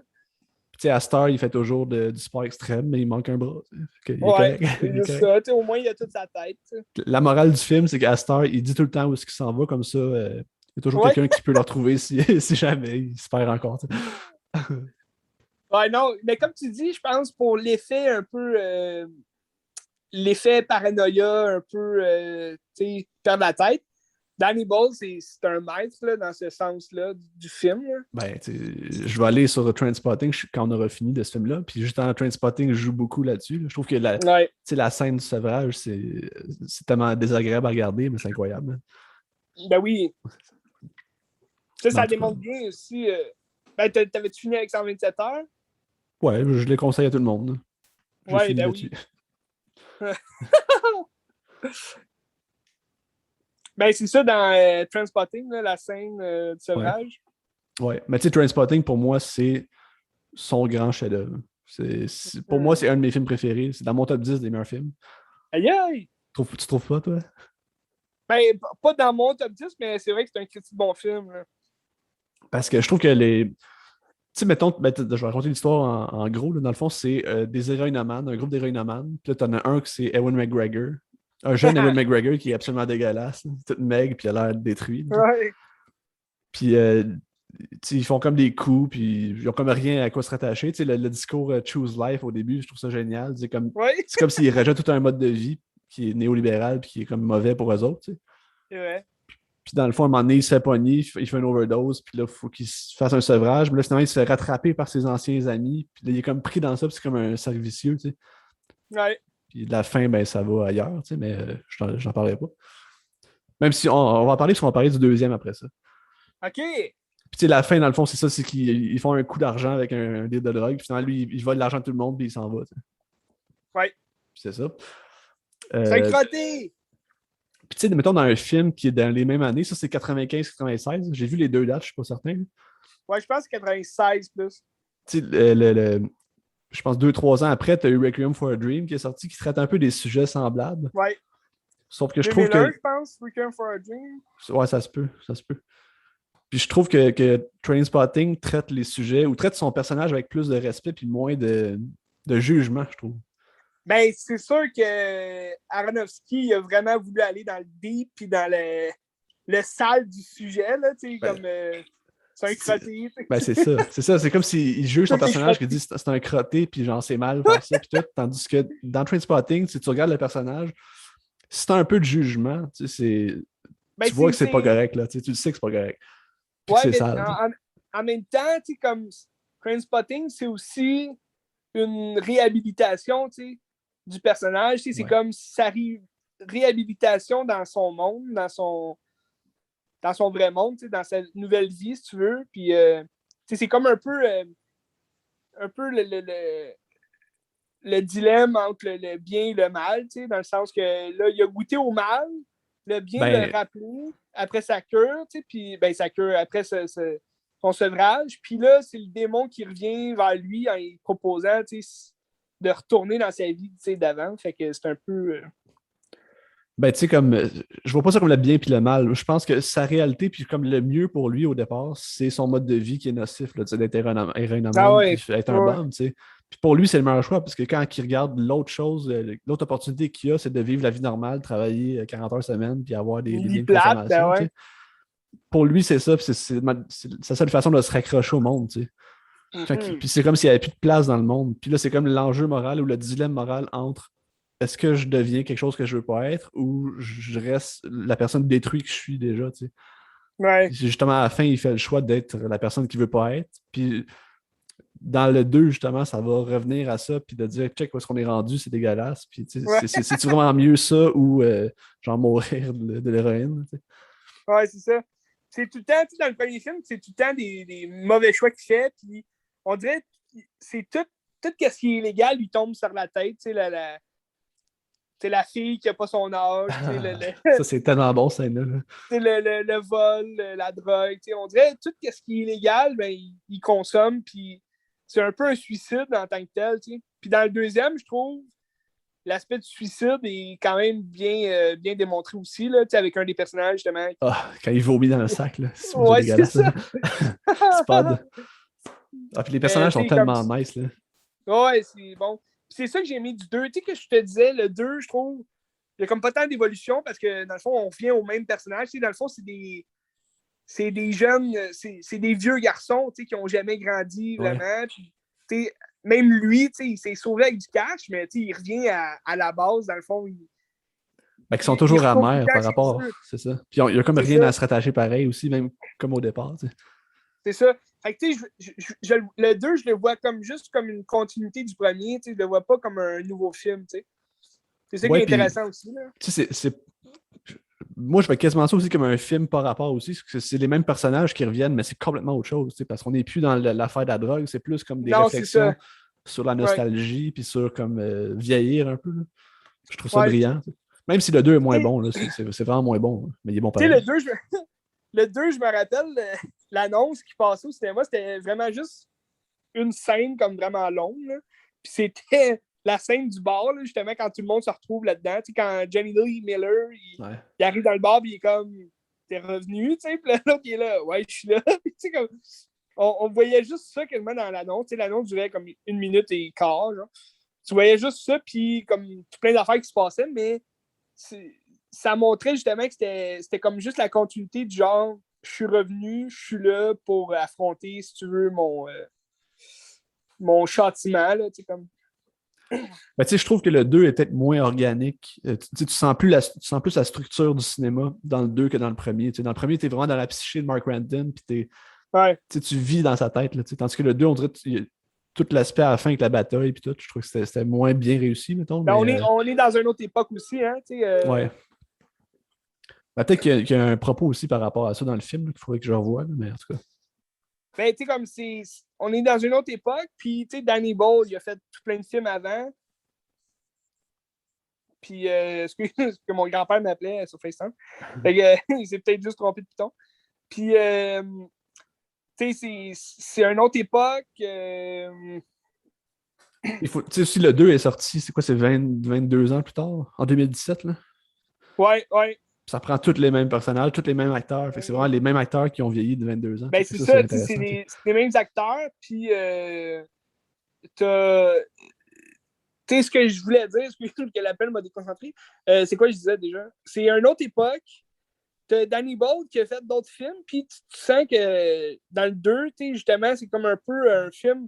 C'est peut-être pour ça que tu penses que c'est un film moins achevé, peut-être, ou qui n'a pas tant d'évolution, parce que tu regardes ses derniers films, ben, tu vas peut-être en jaser d'un de ses derniers films. Non, hein. C'est quoi le film, un des derniers qu'il a fait, là, à part Transporting 2? Ben, le dernier, c'est Yesterday.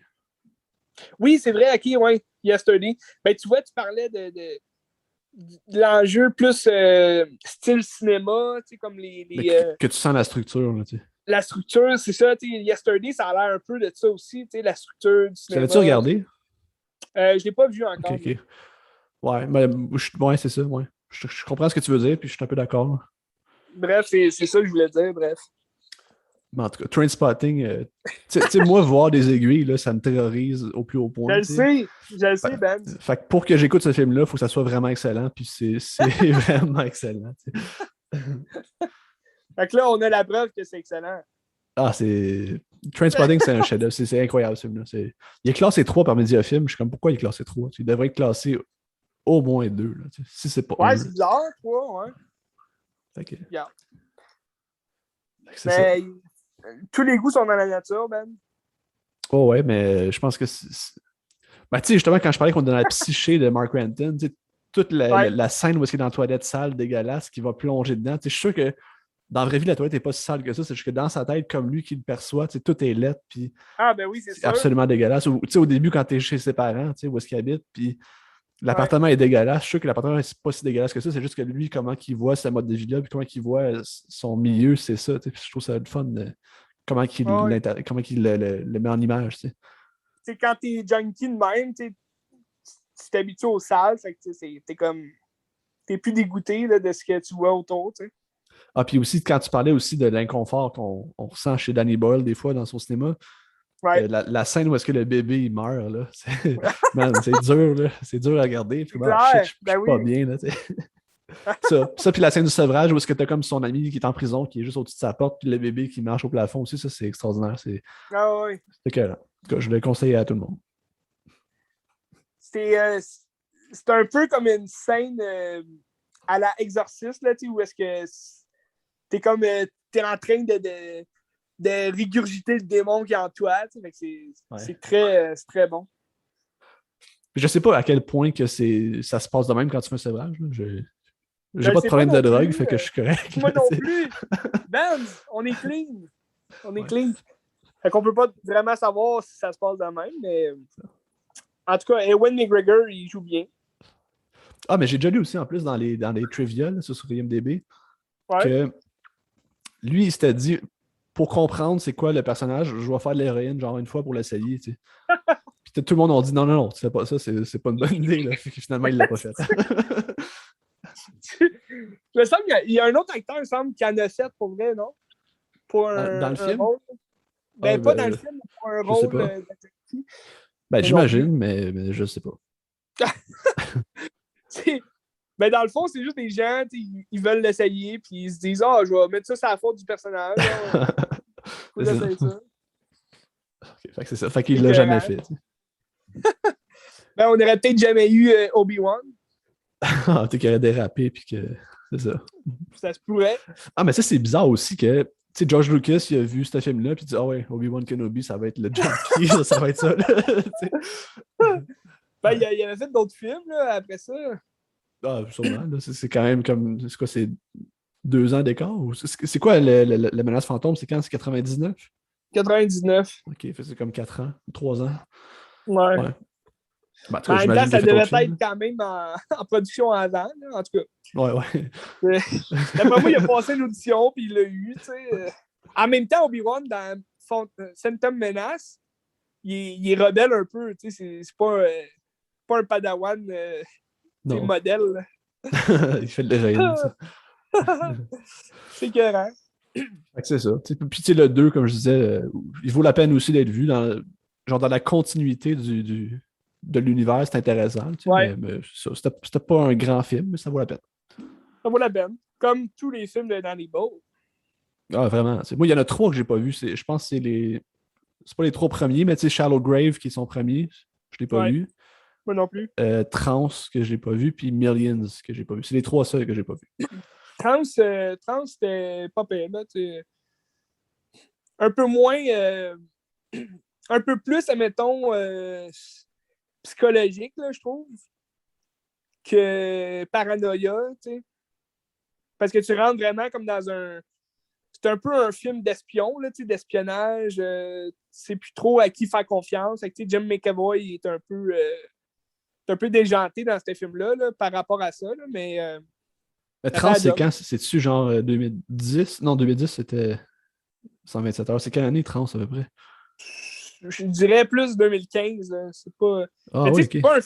c'est pas un film qui a passé au cinéma, là, tu sais. 2013. 2013, ok, ouais. Ok. Mais je me souviens pas qu'il a passé au cinéma, ce film-là. Il me semble qu'il est sorti direct en DVD. Que ça se peut. Puis c'est ça, là, j'ai un 3e film de Danny Boyle aussi que je peux jaser. Hein? Que tu m'avais jasé il y a un certain temps, puis que ça m'avait Oui, intrigué. Puis on c'est a souvent parlé, Ben. ouais, Sunshine de Danny Boyle, que j'avais pas vu. Scénario de Alex Garland, Ouais, qui a fait des excellents films, puis qui a fait quand même plusieurs films avec Danny Boyle. C'est lui qui a écrit le roman de Beach, c'est vrai. puis le scénario aussi, je pense. C'est lui qui a écrit le scénario de 28 jours plus tard, puis il a fait le scénario de Sunshine, qui a fait Hmm. le Ex Machina puis Annihilation. Puis je trouve que Ex Machina! tu ressens l'univers de Alex Garland dans Sunshine plus que Danny Boyle, je trouve. Je sais pas si t'es Ouais. d'accord, là. Ben, je pense, oui, pour le sci-fi, pour l'espèce de futur apocalyptique, mais je trouve pour l'enjeu justement psychologique, puis tout qu'est-ce qui se passe un peu de fou furieux à la fin, là, c'est le bordel, là, c'est comme une orgie de Ouais, scènes un peu déjantées, là. moi, j'ai comme pas Puis, catché c'était quoi cette affaire-là, tu sais. Parce que, tu sais, dans le ben, fond, je pense pour l'histoire. ça, c'est Danny Ball, là, tu sais. Ben, tu sais, dans le Pour fond, ça, c'est l'histoire, Danny. c'est comme des gens qui sont dans un convoi d'espace, un vaisseau spatial. Ouais, Puis là, ils ont un signal qui est comme une ancienne mission qui se trouverait comme proche du Soleil. Puis là, il faut qu'ils aillent le chercher. Tu sais. Puis là, ils se rendent ouais. compte qu'il n'y a comme plus personne, mais il reste une personne. Puis je suis comme. J'ai pas compris trop la fin, là. Ben, dans le fond, c'est ça. Le scénario, c'est un groupe de scientifiques qui se rendent au Soleil pour le rallumer, dans le fond, y jeter une bombe nucléaire pour raviver le Soleil parce que là, le Soleil est en train de mourir, puis la Terre est en train de geler, puis tout le monde est en train de mourir.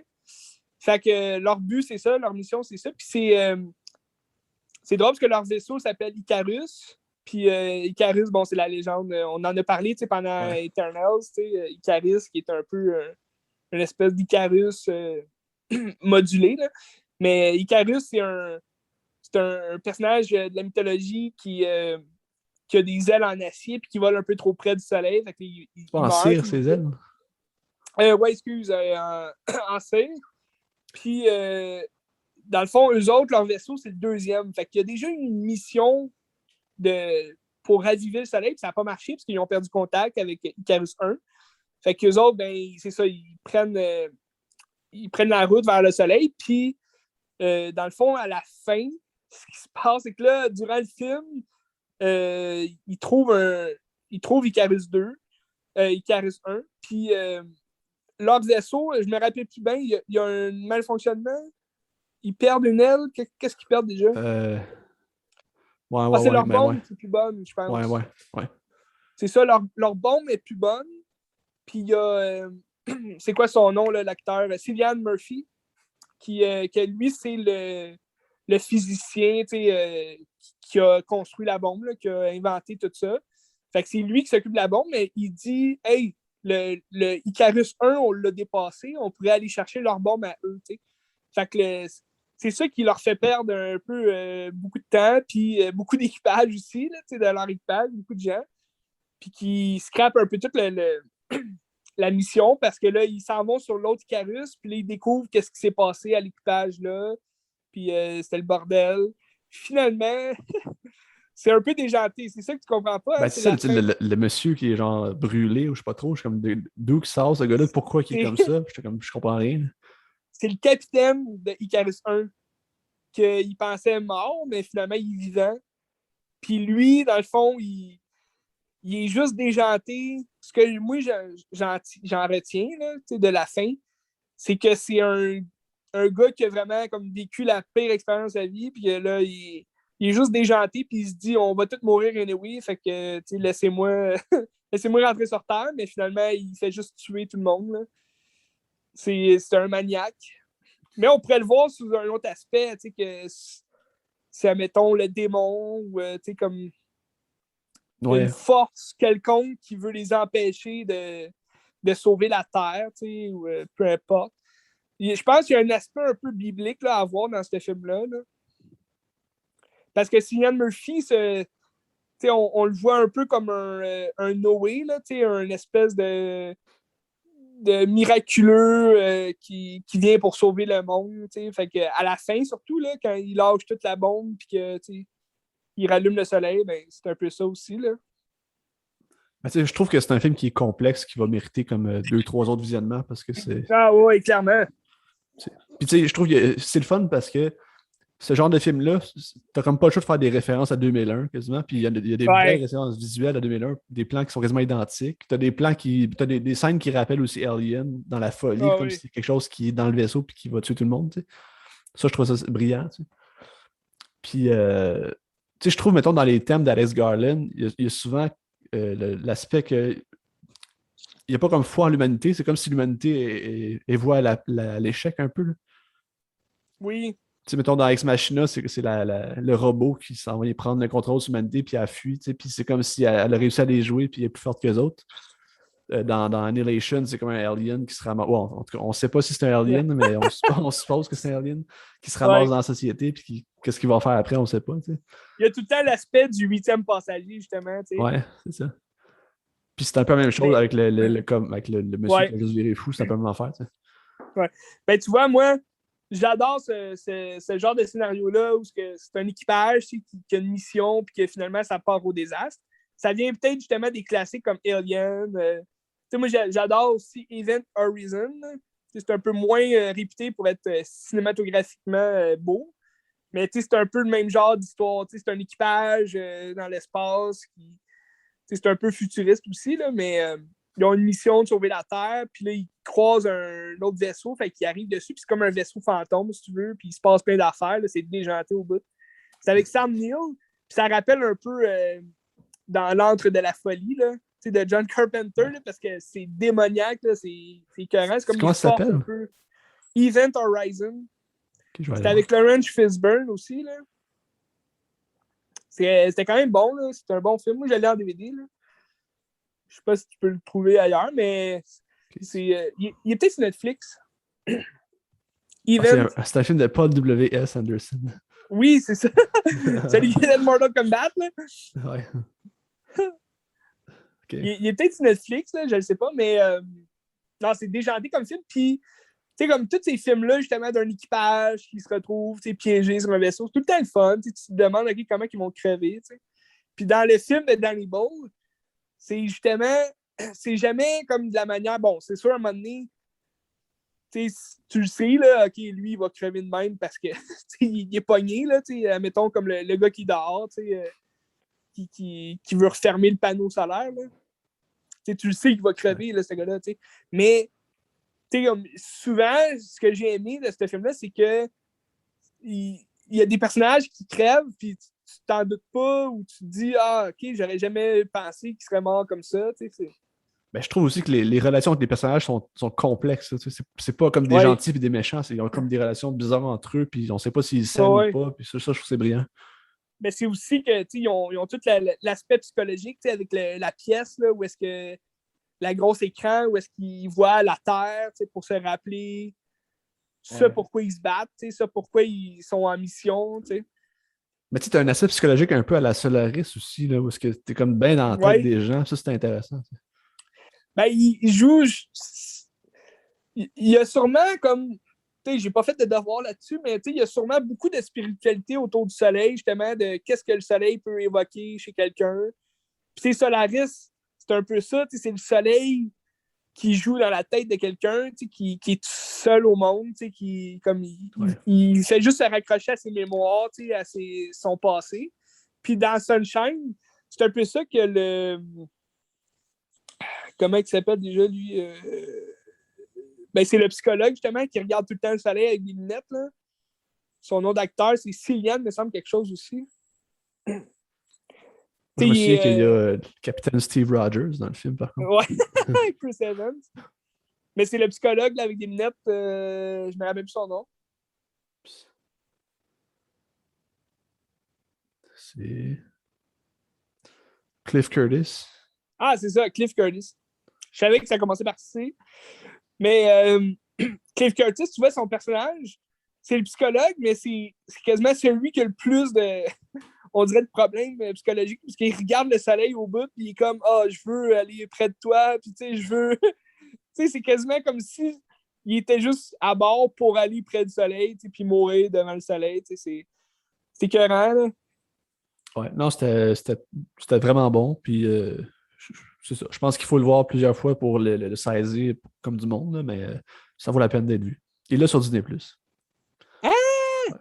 Je l'avais en DVD, mais je pense qu'il y a beaucoup de films de Danny Boyle sur Disney+. Si ça intéresse les gens. Ouais. Genre 28 jours plus tard, il est là. Ben, c'est parce que je pense que c'est 20th Century Fox. Ouais, c'est ça. Qu'ils ont fait. Ouais, c'est ça. C'est génial. C'est sur Stars, c'est ça, c'est Stars, mais en tout cas. Ouais, c'est Stars, là, mais c'est comme des films de Fox là, avant. Là. Ouais. Mais moi, tu vois, ça tombe bien que tu parles de Sunshine en dernier parce que... c'est comme si c'était pas planifié. Hein? C'est ça. J'ai un film qui est un peu en lien. Ça ressemble un peu à Sunshine parce que, comme je te disais, j'adore les films où c'est des équipages sur un vaisseau, puis une mission. Puis, je sais pas si tu as déjà vu Cloverfield. Non, j'ai jamais vu Cloverfield. Je sais quoi, là, mais... Parce que moi, j'ai acheté... ils ont fait un 3e film qui était sorti juste sur Netflix, mais c'est pas une production Netflix, là, tu sais. Mais, tu sais, il n'est pas passé au cinéma, ce film-là, puis, tu sais, comme il est arrivé tout de suite sur Netflix, c'est encore un film de Paramount qui a fait Cloverfield, puis 10 Cloverfield Line. Ouais. Pardon. Cloverfield, le premier est sorti en 2008. Moi, je l'ai vu à Super Écran quand il était sorti. Puis ça n'a pas fait fureur, vraiment, ce film-là. Mais c'est ça qui est caméra subjective, là, comme, mettons, Blair Witch. Là. OK, c'est ça. Ouais, c'est ça. Comme c'est un des premiers films, je te dirais, qui a comme relancé la caméra subjective dans le même aspect que Blair Witch, tu sais. Parce qu'on n'avait pas de temps. Entre Blair Witch, quoi, c'est en 99? Ouais, dans ce bout-là. Fait que, tu sais, 2008, 99, t'as quasiment 10 ans, tu sais, d'écart. Puis on n'avait pas eu le temps, tu sais, d'autres films faits caméra subjective à partir de ce moment-là. Puis Cloverfield, bon, c'est l'histoire d'une gang de jeunes qui est dans un party à New York. Puis là, il se passe de quoi dehors, mais comme c'est filmé, c'est quelqu'un qui filme, tu sais. Puis là, il y a comme une astéroïde qui tombe, ils pensent que c'est une astéroïde, finalement, c'est la tête de la Statue de la Liberté. Puis là, tu te dis, Caroline, qu'est-ce qui se passe? Puis là, tout le monde, c'est la folie, tu sais, des pannes de courant, puis là, tout le monde court partout. Puis le film dure 1h20, genre. Puis c'est juste quatre jeunes du party que là, ils essayent de s'enfuir pour sauver leur vie. Puis dans le fond, c'est des aliens qui sont débarqués à New York. Puis tout ça, c'est filmé par la caméra du gars qui filme. Puis c'est un peu... C'est parce que ça bouge tout le temps. T'as pas une belle vue. C'est pas bien filmé. C'est dégueulasse. Il est quand même bon, le film. Il y a quand même c'est quand même divertissant. C'est juste qu'il avait été beaucoup critiqué, le film, parce que les gens dans la salle avaient mal à la tête. Puis sur le grand écran, j'imagine, ça doit être quelque chose quand même, là, une caméra subjective de même qui bouge au bout. Puis, c'était un des premiers, justement, à relancer ce format-là. Fait que j'imagine, la caméra, c'était une vraie caméra comme de familiale, là, genre une caméra normale, là, j'imagine. C'est pas comme aujourd'hui, mettons. Il prend une grosse Harry pour filmer à son épaule comme ça. Là. Ça. Mais tu sais, aujourd'hui, mettons, t'as des. Comment on les appelle, là, des DSLR, là. Ouais, comme les petites caméras, mais genre, tu peux bouger, puis comme ça paraît super bien. Là. J'ai l'impression, un film filmé comme ça aujourd'hui, ça aurait plus de sens. Avec les caméras qu'on a aujourd'hui, on voit mieux, ça bouge moins, c'est moins laid. Tandis que, tu sais, Blair Witch, ça bouge un peu parce que tu le sais que c'est une personne qui tient la caméra, mais c'est quand même des plans fixes, tu sais, fait que c'est quand même le fun. Là, tu te retrouves dans un film, c'est un film, relativement calme, là, il se passe pas, il court pas partout, là, sauf à la fin. Puis Cloverfield, c'est un film que ça bouge, il y a beaucoup d'affaires qui se passent, puis comme c'est pour ça un peu que c'est peut-être décevant, ça peut faire mal à la tête. Bref, c'est quand même un bout que j'ai vu ce film-là, mais c'est un film que tu t'écoutes une fois puis t'en as en masse pour la vie, là, tu t'en rappelles. Là. C'est pas un film très long non plus, là, très compliqué à comprendre. J'avais été voir le deuxième, qui était sorti au cinéma. Il est sorti en 2016, fait que 8 ans après le premier film. Ça s'appelle 10 Cloverfield Line. Puis c'est complètement différent comme film. Moi, j'avais beaucoup aimé ce film-là parce que c'est avec John Goodman. Puis il y a juste 3 acteurs là, dans le film. C'est John Goodman qui. L'autre actrice, c'est Marie-Elisabeth Winstead. Je sais pas si tu te rappelles d'elle. Elle a joué dans Destination Ultime 3. J'ai pas vu Destination Ultime. Je savais. Mais tu vas la reconnaître, l'actrice. Là. Tu l'as déjà vue sûrement ailleurs. Là. C'est la fille de John McClane dans Die Hard 4. Elle a joué dans Bird of Prey. Récemment, c'est tout ce que je peux te dire. Ah, elle joue dans Scott Pilgrim. Oui, c'est vrai, c'est elle. Ramona. Ramona, c'est laquelle? C'est-tu la... C'est celle avec les cheveux bleus. Mais sa blonde? C'est sa blonde, là, ouais. Ok, ouais, ok. C'est sa blonde, c'est celle pour qui... C'est vrai, j'ai oublié qu'elle jouait là-dedans. Elle joue dans Dead Proof aussi. Hein. Oui, c'est la fille au pied, là. Ben, au pied, non, c'est pas elle au pied, c'est... Oui, je pense que tu vois ses pieds, là. C'est la cheerleader, là, en fait. Puis, en tout cas, c'est quand même une bonne actrice. Puis, t'as un autre acteur, là, troisième, que je connais pas tant, mais il était quand même drôle dans le film. Mais c'est complètement autre chose. 10 Cloverfield Lane, c'est une fille qui a un accident dans un champ, un accident de char.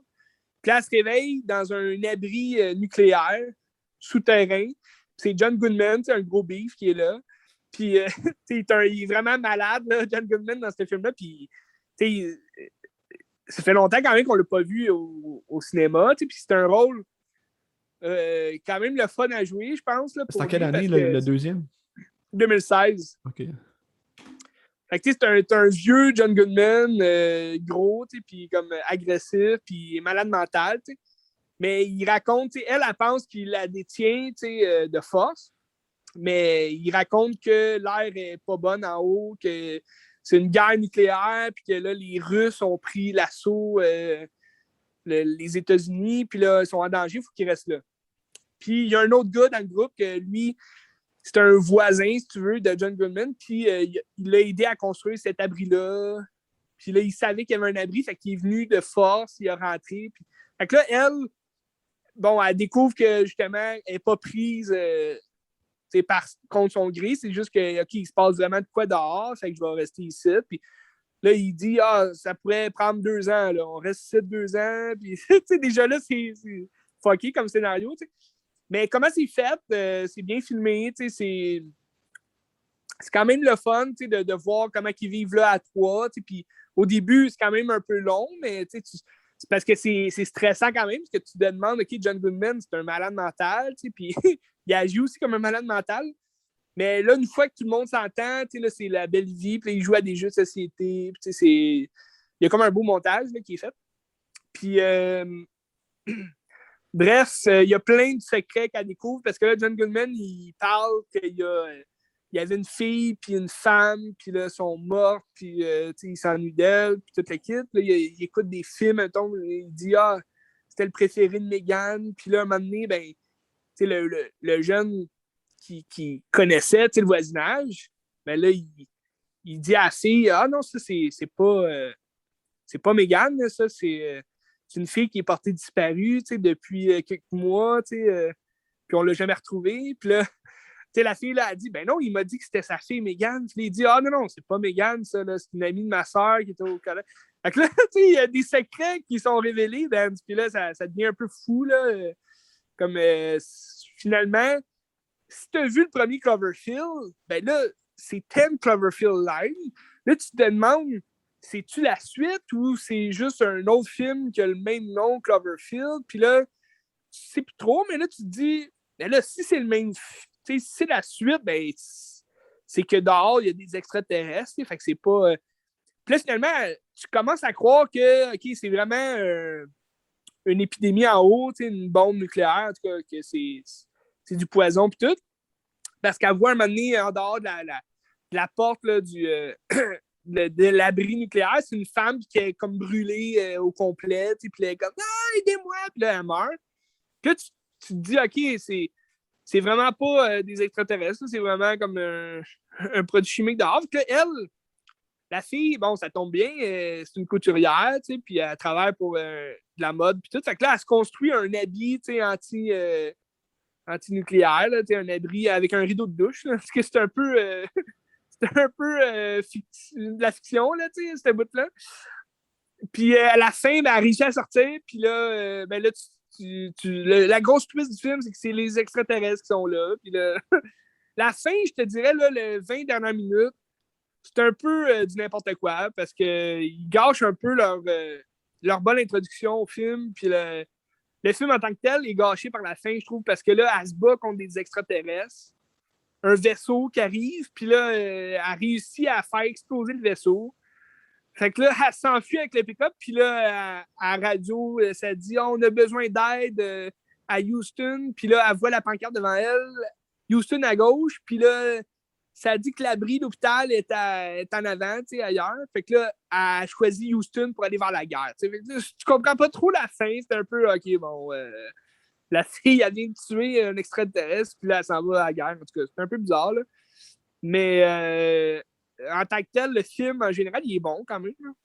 C'est juste la fin, je trouve ça un peu ridicule, puis un peu moins. Ça reprend-tu la même esthétique que le premier ou c'est autre chose? Non, c'est vraiment autre chose. Okay. C'est vraiment pas, mettons, caméra subjectif. Là. C'est vraiment. T'es dans l'abri nucléaire pour 1 heure et demie du film, puis les 20 dernières minutes, ben. Est à l'extérieur, mais c'est un peu ridicule, puis long pour rien. Là. Moi, j'aurais fini ça un peu plus clean, là, mais. Mais tu sais, on dirait qu'ils ont pris la scène dans la guerre des mondes où est-ce qu'il est avec le monsieur. Oui! Ils ont fait un film avec ça. Ben oui, pour vrai, oui, ça ressemble parce que là, t'es dans un champ en plus. Fait que, c'est un peu. En tout cas, moi, j'avais. Parce que le John Goodman, il est fucking bon dans le film, puis son personnage, il est bon, puis comme il y a une bataille à la fin, avec la fille, puis comme c'est bon, là, c'est vraiment excellent. Moi, j'aurais fini ça qu'elle sort, puis là, elle voit que c'est des extraterrestres, puis ça finit là, tu sais. Sauf que là, il prolonge ça, il rallonge ça à 20 minutes, que genre, elle se cache des extraterrestres, puis, tu sais, comme là, elle trouve un plan pour. Tu sais, c'est un peu trop Hollywood, là, tu sais. Mais j'avais quand même aimé ça.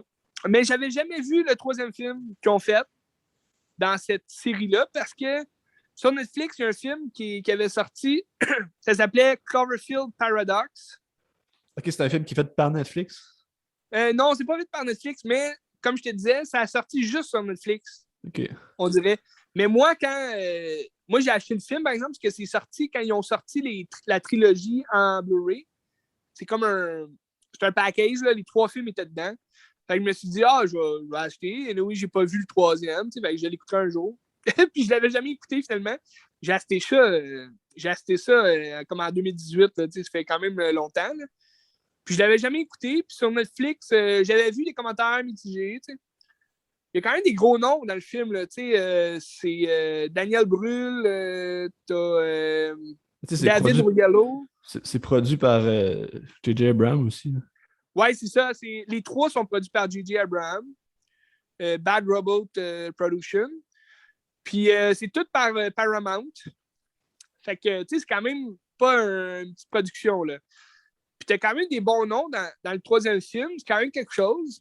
Le scénario de base, il est intéressant. C'est un peu comme Sunshine, comme je te disais. C'est un équipage qui est dans l'espace. Ils font des tests pour leur plan, c'est comme de reviver l'énergie là, de la Terre, quelque chose comme ça. Là. C'est mal un peu expliqué là, dans le film. Ils sont dans l'espace, puis là, ils essaient des tests pour comme faire exploser une boule d'énergie, en tout cas, qui va comme repartir l'économie, si tu veux, sur Terre. En tout cas, c'est quelque chose de bizarre.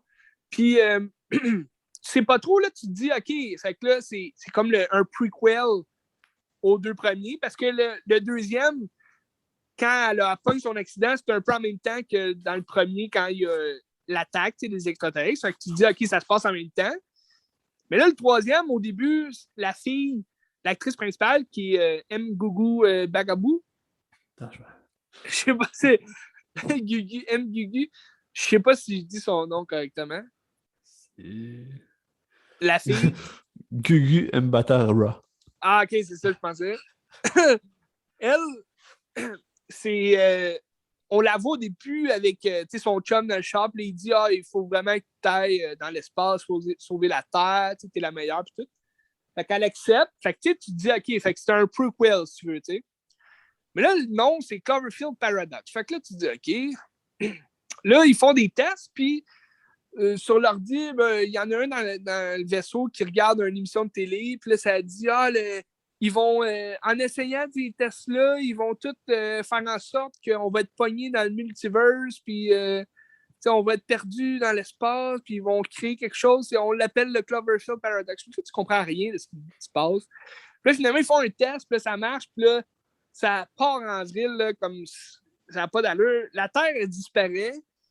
Là, ils se demandent qu'est-ce qui se passe. Là, c'est vraiment un désastre là, scientifique. Là, il y en a un qui se retrouve avec des vers de terre dans lui, puis comme il commence à paranoïer, puis comme là, il explose. Puis là, il retrouve une fille dans le mur du vaisseau, puis là, tu sais pas où que ça s'en va, cette histoire-là. T'es comme, fuck, man, dans quoi on est rendu? Puis là, il explique que là, c'est le Cloverfield Paradox, ça existe, puis c'est un multivers qui mélange notre univers avec un autre univers. Puis là, en tout cas, tout ça, c'est vraiment mélangeant, Benz. Puis comme j'ai rien compris au film, t'as des morts ici et là, mais comme c'est comme... Tu comprends pas, puis je ne sais pas pourquoi ils ont fait ça. Parce que là, à la fin, ils réussissent à revenir dans leur univers. Puis, parce que là, ils voient la Terre à un moment donné. Là, ils trouvent la Terre, mais c'est pas leur Terre à eux, c'est la Terre de la fille qu'ils ont trouvée dans le mur, qu'elle a la place de la Chinoise qui est là dans le vaisseau. Tu sais, que là, elle dit, je la connais pas, elle, je vous connais toutes, mais pas elle. Puis là, elle dit, c'est moi qui s'occupe du... elle parle de l'affaire énergie. Puis là, Gugu, elle dit, non, c'est la Chinoise, c'est elle qui... Elle s'appelle Tan, tu sais, dans le film. Non, c'est elle qui s'en occupe. Puis là, elle est comme, ben non, c'est moi. Puis là, en tout cas, c'est le bordel. Tu comprends plus rien là, à la fin. Tout le monde se tire dessus. Puis, c'était plat. Mais tu sais, juste de même, là, c'est quoi Cloverfield? Pourquoi Cloverfield, ça veut dire quoi? Bonne esthétique de question, Ben. Dans le deuxième, tu dis 10 Cloverfield Lane. Puis, elle frappe la boîte à mal à un moment donné, puis tu vois dessus, c'est 10 Cloverfield Lane. Fait que tu te dis, OK, c'est la rue, tu sais, ça s'appelle Cloverfield, ou le champ dans lequel il se trouve. Dans le premier, Cloverfield, mais semble à la fin, il se retrouve dans une base aérienne. Ben, une base aérienne, une base de soldats. Puis là, ils disent OK, Cloverfield, quelque chose. Puis là, tu te dis OK, c'est le nom qu'ils ont donné à l'attaque Cloverfield. Mais comme dans le troisième, il n'y a rien qui explique ça. Là. Le Cloverfield Paradox, on n'a aucun renseignement. Puis à la fin, ça finit que là, les survivants du vaisseau retrouvent leur terre, puis là, ils décident de tomber à terre. Puis là, son chum, on suit aussi son chum parallèlement là, sur Terre, là, que là, il voit que le vaisseau disparaît, puis là, il trouve plus sa blonde dans les airs, puis là, il dit « Ah, mais là, elle est où? » Puis là, il se retrouve avec une petite fille dans une base en dessous d'un hôpital. Puis là, à la fin, il y a un gars qui l'appelle pour dire « Ah, ta femme est revenue, elle redescend sur Terre. » Puis là, il dit « Non, il faut pas qu'elle descende, il faut pas qu'elle les voie. » Puis tout. Puis tu comprends rien pourquoi il dit ça. Puis là, le vaisseau tombe, tu sais, pas le vaisseau, mais comme la navette, ils descendent dans les nuages, puis là, il y a un gros extraterrestre qui sort, puis là, c'est comme l'extraterrestre de Cloverfield, tu sais. Mais comme tu comprends rien de ce qui se passe, tu sais, c'est vraiment le bordel, puis je comprends pas pourquoi ces acteurs-là ils ont joué dedans, là, parce que c'est quand même des bons noms. Là. Ça va être payant. Ben là, Christy, c'est bien beau être payant, mais si le film est nul à chier, tu iras pas loin. Là. Fait que c'est ce qui conclut mes films de la semaine, Ben.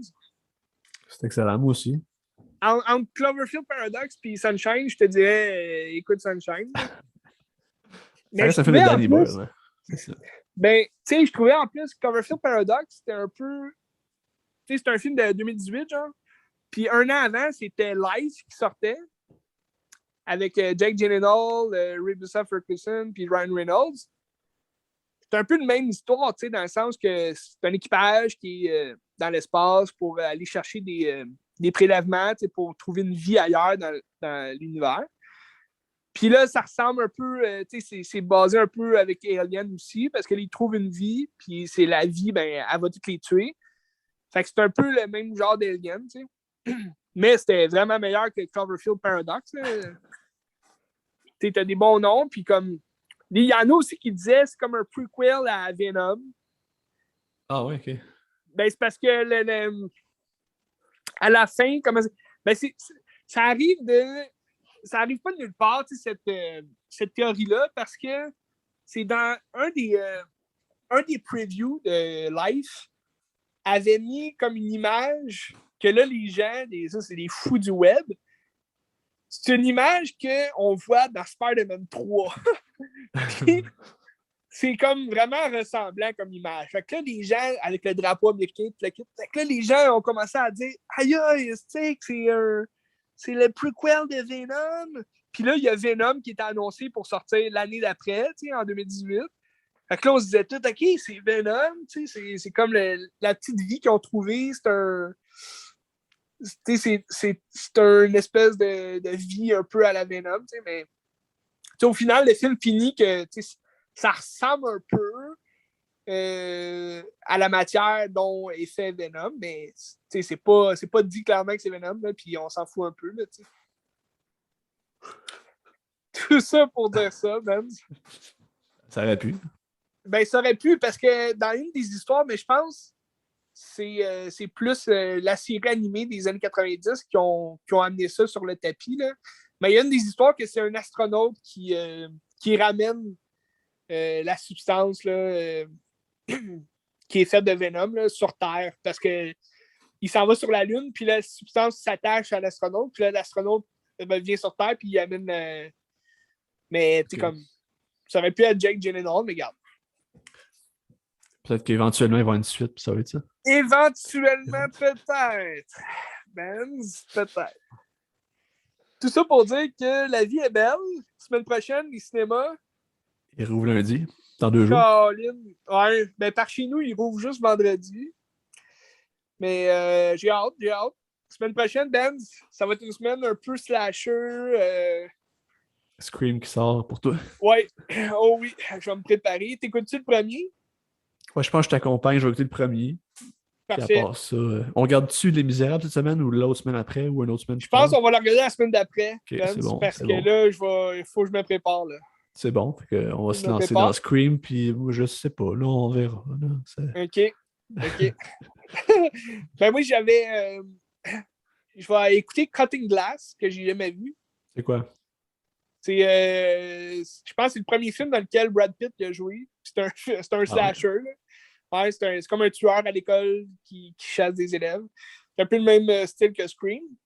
On va regarder ça. J'ai aussi Hellraiser, que c'est intéressant. Ça fait un bout que je l'ai pas vu, fait que on va peut-être écouter ça. Le premier, Hellraiser. Apprenti tueur. Ouais. Cutting Glass.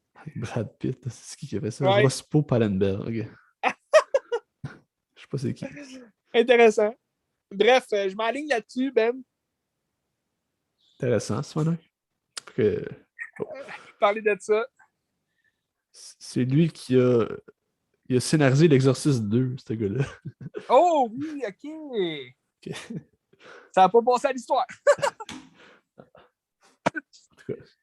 Ben bref, on parle de films ici à Qu'est-ce que tu regardes et bien d'autres. Ben oui. On va possiblement avoir un invité la semaine prochaine et tout. Ah, s'il veut, let's go. Le fameux Dakoud. Un grand revenant, là. Regarde, on fait ce qu'on peut, puis on prend ce qu'on nous donne. Excellent. Fait que c'était bon.